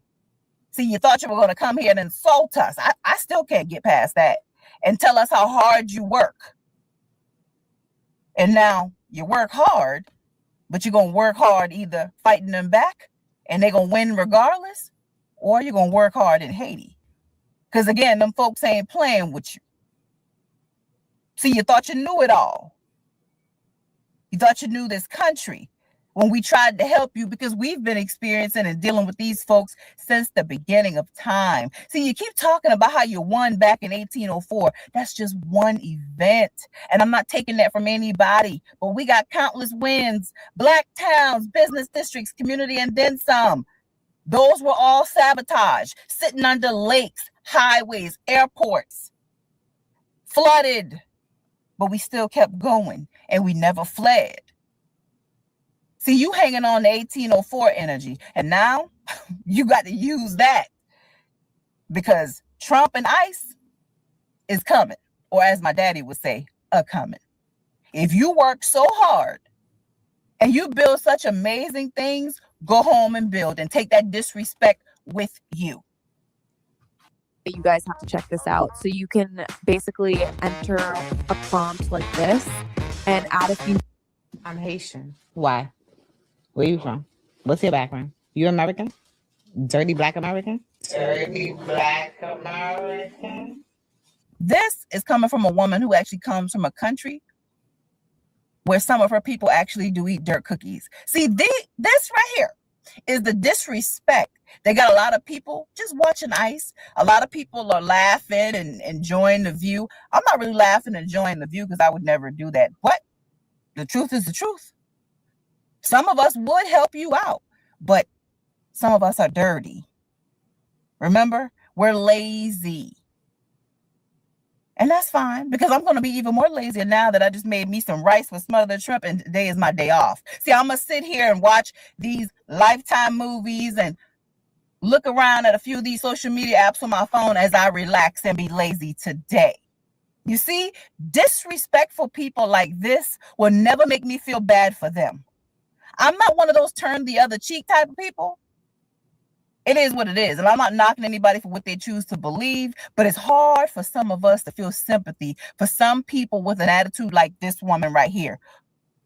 The disrespect, the undermining, the looking down. You're better. Well, ma'am, we may have no culture. Okay? That's fine. That's your opinion. Okay? But you're going to go back and enjoy Haiti's culture. Now, before I go, I want to touch on Louisiana and the Haitian Revolution that people keep talking about. Now, I read this comment a couple of days ago where someone claimed that we're all Haitian and there are parts of the U.S. that are actually French because of Haitians. Now, before you come up here talking at the side of your neck, let's get the story right.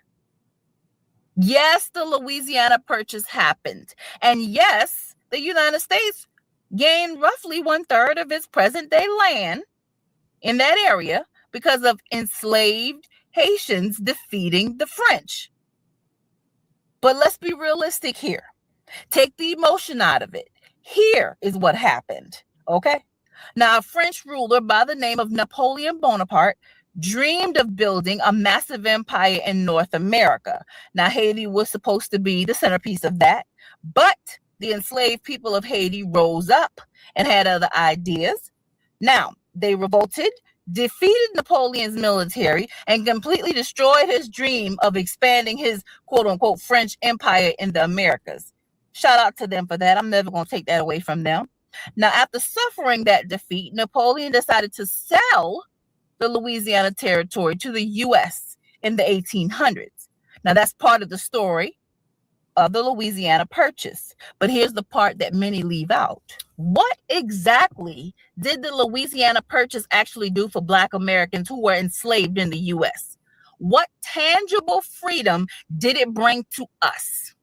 And that is looking for an honest answer. Now, the Louisiana Purchase didn't bring liberation to us, as far as I know. It actually helped expand slavery, and millions of new acres became available for plantation owners. More land meant more plantations. More plantations meant more enslaved Black people who could be bought, sold, separated from their families, exploited, and forced to work on that land. Now, for enslaved Black Americans, the map got bigger, but the freedom did not. Again, that's not to say that the Haitian Revolution was not significant to them. It absolutely was. The uprising did terrify slaveholders throughout the U.S. because they realized enslaved people could fight back even more than what they were already doing here. See, Black Americans were already resisting in their own ways, whether it was through revolts, escapes, sabotaging, poisoning their masters and their family, slowing production, and countless acts of resistance against the system. So let's not try to rewrite history because you're mad that you got to go home. Many Black Americans are not Haitian, regardless of who gets offended. The Louisiana territory was bought and paid for. The land expanded, but the freedom, legal rights, and equal protections and due processes and public accommodations and civil rights did not. Those things did not come from the Haitians defeating the French. Let's get that straight. Those rights came because native-born, free and formerly enslaved Black Americans stayed here, fought back against slavery and segregation. And we challenged the system for generations, as well as helped secure the constitutional protections and civil rights that everyone living in this country benefits from today. We created the civil rights infrastructure here in America. So yes, you can go ahead and give Haiti its flowers and bring up the fact that you were the first to really break out of civilization or colonization, excuse me, when it's beneficial. That's cool. That's one of your greatest victories. But don't confuse the purchase of land with the expansion of freedom. Those are two different, completely different things. Now, you supposedly are great builders, but you didn't build home, clearly. You didn't continue what Don Jaquez Dessalines or Toussaint L'Ouverture was doing, clearly. See, Black Americans were enslaved here on this soil. We never wanted it and we never accepted it. We stayed right here in our homeland. We built it up and we fought back. Again, people like you came here and benefited off everything we did. Now you're sitting up here lying about what you built in 16 years. 16 years, you built all of America. See, we don't have to go back 200 years for a thing. Okay? Not for one thing. And if you feel disrespected by what's said here, come out of delusion and just put some respect on our name. And maybe life will get a little bit easier. Now, all right, guys, that's all I got. I don't have no more. Guys, I do want to thank you so.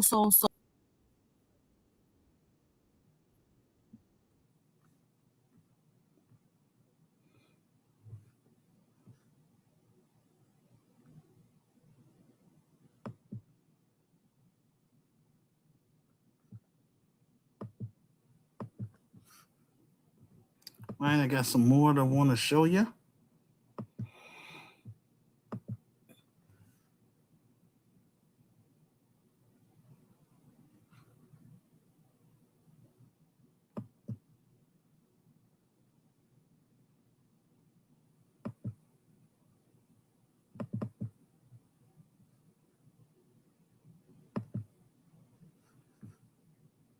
What's good, everybody? It's your boy O'Shea Duke Jackson, back at it again with another episode of The Celebrity Junk. And guys, we're gonna fly all the way to Michigan. And before we go into Michigan, I want to just tell everybody, especially all the African American brothers out there, happy Black History Month. As an African American, our people fought so hard to give us the opportunity that we had today. Many of them didn't know us, know that we existed, but they did something. They cared about the next generation. Some people suffered. A lot of people couldn't go to school. A lot of people couldn't have access. You know, some of us are going out of the country all the time. They didn't ever have that experience because they fought for the generation that came after them. And for that, we always got to give respect. Round of applause. Someone needed to create a path that would allow Black musicians from all walks of life to share their God of our people. While I'm saying that, we're in Michigan where a lot of African Americans are at, especially in the Detroit, Flint area. There's a brother by the name of Austin Shinge, okay? Now, he is a person that is running on the Republican ticket for governor of Michigan. Okay, so Nigerian American who served in the military running for governor. Okay. What's interesting about that? I'm glad you asked that question because Mr. Austin believes that if he is elected governor, he wants to cancel Black History Month. Now, what I'm going to do is we're going to pull up a screenshot and I'm going to read it here. He says this, "Take music! I will cancel Black History Month in Michigan. It's offensive, unfair, maybe illegal. Americans from all backgrounds deserve a revered history. I'll declare American History Month. Austin Chingy, hashtag veteran. And first, hashtag Republican governor, hashtag candidate for Michigan. Visit austinforgovernor.com. Give a nigga some boo sound effects. All right. So let me just do this because I want to be honest. You know, I'm a brother that I'm from the African American community.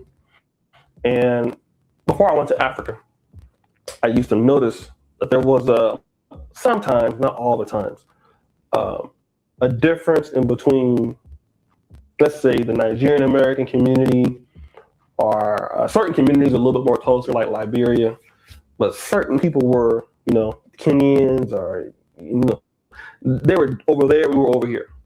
When I was at Howard, I noticed that, right? I really didn't think nothing of it. I was just like, well, the Africans over there, we over here, who cares? But then when I noticed more that it was either they felt that they were rejected by us, or we felt that we were rejected by them, and then also that there was a difference of them that they couldn't relate to us, okay? And I'm saying that because Austin wants to cancel Black History Month. I wonder if he's going to cancel Cinco de Mayo. I wonder if he wants to cancel any of these other holidays that celebrate certain groups of people in America. But the reason why he wants to cancel Black History Month is he believes that he's not a part of our community at all. Some could argue that, right? And he also believes that the African American struggle is not different than other groups, okay? And I hear that all the time. Why do Blacks need Black History Month? Well, there's only one group of people that were enslaved in America. There were only one group of people that really suffered a lot of Jim Crow laws. And I'm not saying that other groups didn't suffer, because we know that they did. We know that the Japanese had problems in America. We know that, certain groups of people had issues coming to America. But it is documented that nobody has been mistreated in America more so than African Americans, right? And if you want to be honest, a Nigerian American such as himself was gifted the opportunity because of the civil rights that Blacks fought for. Now, it wasn't just African Americans fighting for those rights. We must be honest. You had Jamaicans and Caribbeans who, before the term African Americans, were living in the same communities as Blacks. Not only that, if you look at the history, you had Africans who were coming into America. And when they came into America, if they had to come before the 50s or 60s, you do have small pockets of them. They lived amongst the African Americans community.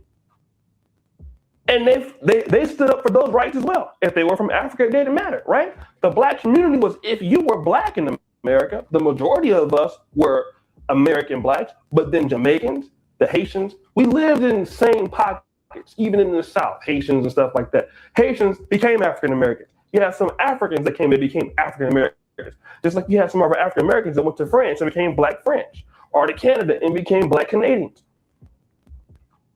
So when you're talking about, canceling back Black History Month, you're also talking about canceling a part of your history too.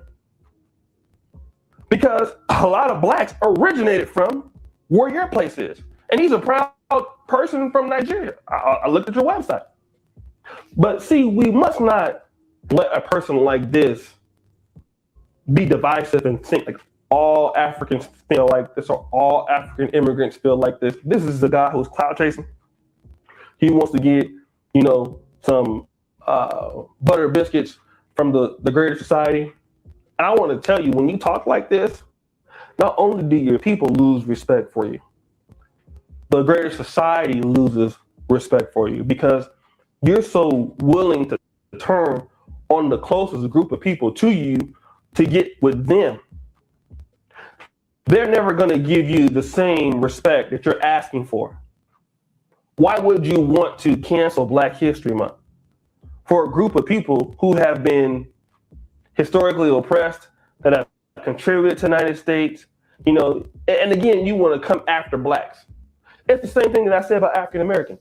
You want to come after, African immigrants, and that was a point that King Richards made to me, for when they come to America and do well. So now we want to target just that community.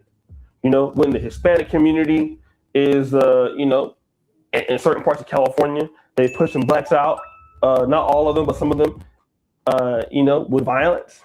It's been documented. The Hispanics are opening businesses and taking over Black communities. But you have all the smoke for African communities when it's not even that many African immigrants in comparison to the rest of them. You have Asians, you have all these other people. And, that just goes to show that we, as a lot of brothers, Best way to unclog your arteries, cut out salt. Nope. Take blood pressure meds. Nope. Follow the DASH diet. in the black community, whether it's African American or African, we have a lot of self-hatred towards the blacks. And see, and a lot of us want to go over and want to be an American. But see, Austin doesn't understand that even if he becomes governor, he's still black. That's not going to make some people like you. Like, you're doing everything you can to make somebody like you. They're not going to like you. Somebody's going to still be calling you the N-word. And then you're going to have people disliking you on both sides. The black community not going to like you. Okay? And then, the greater society is going to have something to say about you. To them, you always going to be that N-word. Okay? No matter what you do. So it is imperative for us to understand that while this guy is doing that, we know all Africans are not like that.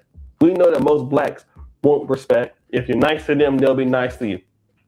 But this is selling out. Okay?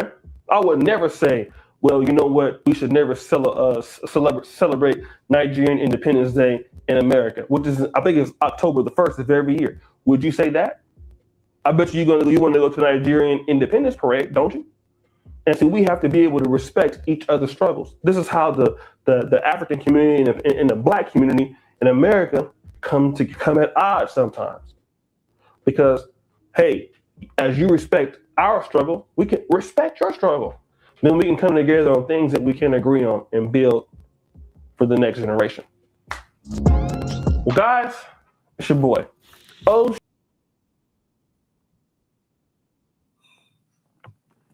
Right? Couple more videos I want to check y'all to check out.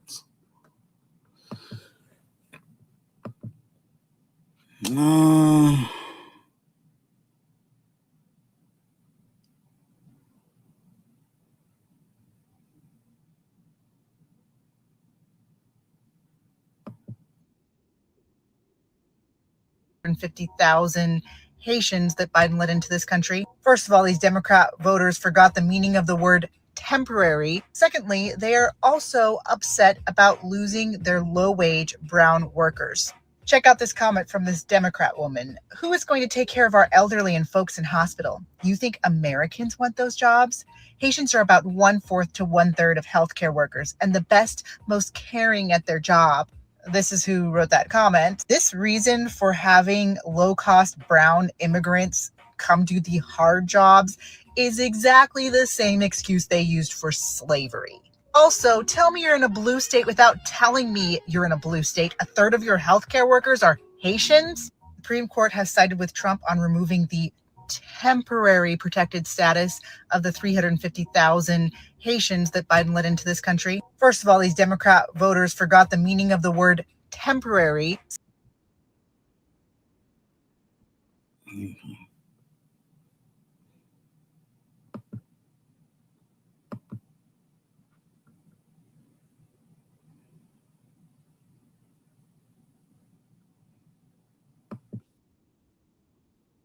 Report it, nigga. Y'all want us out the country. Y'all say it's y'all country. But then y'all turn around saying, oh, get out of our country. Then y'all turn around saying, oh, you see the Haitians, they get in political positions and they only look out for Haitians. How the fuck we get in political position in this y'all country, nigga? What the fuck y'all talking about? You niggas is the niggas that everybody be talking about, nigga. Take my hat off for this shit. You niggas the niggas everybody be talking about, nigga. You niggas is the niggas, you know what I'm saying? Y'all the niggas, y'all don't put in no motherfucking, y'all don't put in enough work, nigga.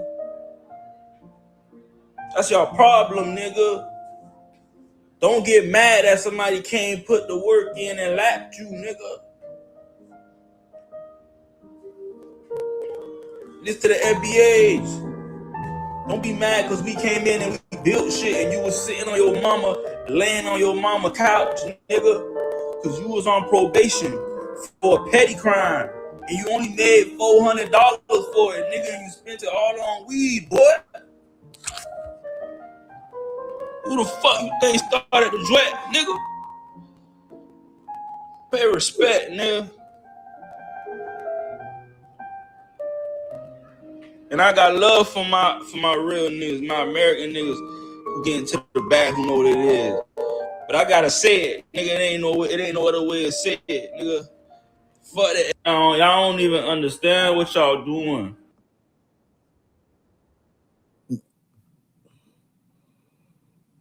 Yeah, there's a lot of them be very disrespectful. That's what I'm saying, you know? It's not cool. Okay.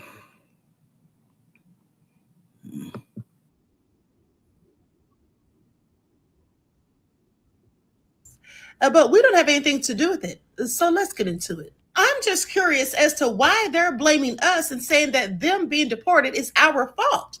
We have nothing to do with it. We don't have any control over who gets deported and who gets allowed to stay. And then for some of them coming on here talking greasy, saying that we're all on welfare, that we're lazy, we live in the projects, and all of these disparaging things. Okay, I find that all very interesting because if it wasn't for us and our ancestors who fought for civil rights and all of the liberties and freedoms that we have fought for, you all wouldn't even have been able to come here in the first place. Okay, please pay attention. I ain't just coming out here talking real greasy, okay? Saying that we're afraid of them because of the voodoo and that they have gangs and all these things.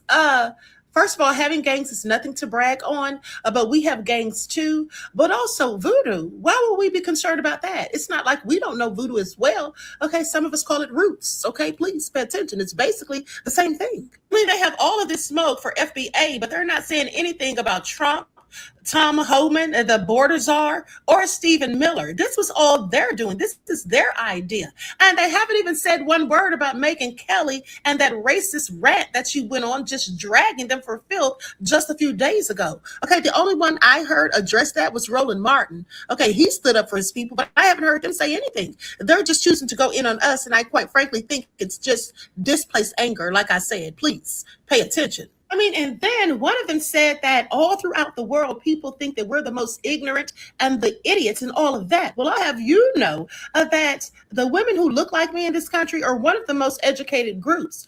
So there's that. And we're not all lazy. There's lazy people amongst every group. So for them to be sitting here saying that we love massa, but yet they're the ones using and spewing massa's talking points and foolish racial stereotypes about people of my own lineage, I find that very interesting. Okay, it's like totally crazy to me, but still you want to drag us but are not saying anything about the people who are the real problem. Okay, please pay attention. I mean, it was Trump himself who said that Haiti was a shithole country, and then it was JD Vance who lied and said that you all eat cats and dogs. But y'all are mad at us, and I just don't get it because it seems like a whole lot of projection. Maybe you're afraid to say something about what they've done or said, but so you just want to use us, as the scapegoat. But it's absolutely so ridiculous and sad. Please pay attention. And they didn't say anything about the fact that Bill and Hillary Clinton collected all of those funds, okay, and then only built about 6 houses over there in Haiti, not to mention the Caucasian woman who tried to escape Haiti with 33 Haitian children, and then she was caught and arrested, and Bill and Hillary came over there to speak for her, to vouch for her. Didn't say anything about that, but we're the problem. Make it all make sense. All I'm saying is just put the blame where it lies. Don't sit here and blame FBA because we're not the ones that are the issue for you. Your problem is a system known as white supremacy, okay? And we didn't build it, and we are not the ones who can tear it down. Only the people who put that together can tear it down, and it doesn't look like they're going to be doing so anytime soon. And so it is that system that wants you deported from this country because they want the majority of people here to look like them. And I'm sorry, but don't you all mostly look like us? And so please pay attention. So when you're out in the streets and the police are looking at you, if you get pulled over, whatever, at a traffic stop, they're going to just basically liken you to one of us. Okay, they're not going to be worried about whether you're Haitian, African, Jamaican, or whatever, but they're just going to lump us all in the same category. So let's stop trying to make it our fault that these people want you all out of the country. Okay, so they can bring in more people who look like them. We have absolutely nothing to do with that, and we're never the problem. Okay, please pay attention. Then for some of you to do videos asking Donald Trump to deport us, that's hilarious because he could never. He can't send us anywhere. We're indigenous to this country. You see, all of us didn't come from Africa. This land, formerly known as Turtle Island, some of us are absolutely indigenous to it. Okay, so please pay attention. Hello, everyone. I'm Dr. Amandaya Shakur. So the Haitians are upset.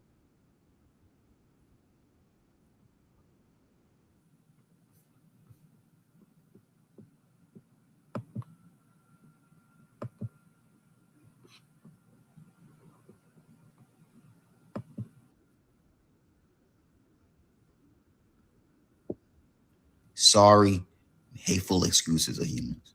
Americans telling Haitians to go back home. The TPS is temporary. Remember all the bad y'all said about us? Now go home. Man, all of y'all are hypocrites. You see when the government mistreats you. You go blind when it mistreats somebody else. You don't want liberation for everybody. You want it for yourself. The crazy part is a lot of y'all are talking about Haiti like it just magically ended up the way it is. Nobody ever mentions America's role in keeping Haiti the way it is now. I never mentioned the occupation, the stolen money, the political interference, the destabilization, none of it. Instead of learning the nuance behind the situation, you let bigotry and ignorance control your thinking. But then you swear you care about justice. You swear you care about life, right? Y'all swear you're all about freedom. Unless it's Haitians, I guess. But go ahead, comment your gifts, your TikTok slang, other stupid shit I'll be leaving in the comments. I'm just tired of all of it, man. I'm tired of the stuff that's going on now. I'm tired of y'all niggas. I'm gonna see y'all, man. Also, I was watching a video of this lady explaining what's gonna happen now that TPS has been revoked for Haitians. And the comments were full of disappointing, sorry, hateful excuses of humans. Americans telling Haitians to go back home.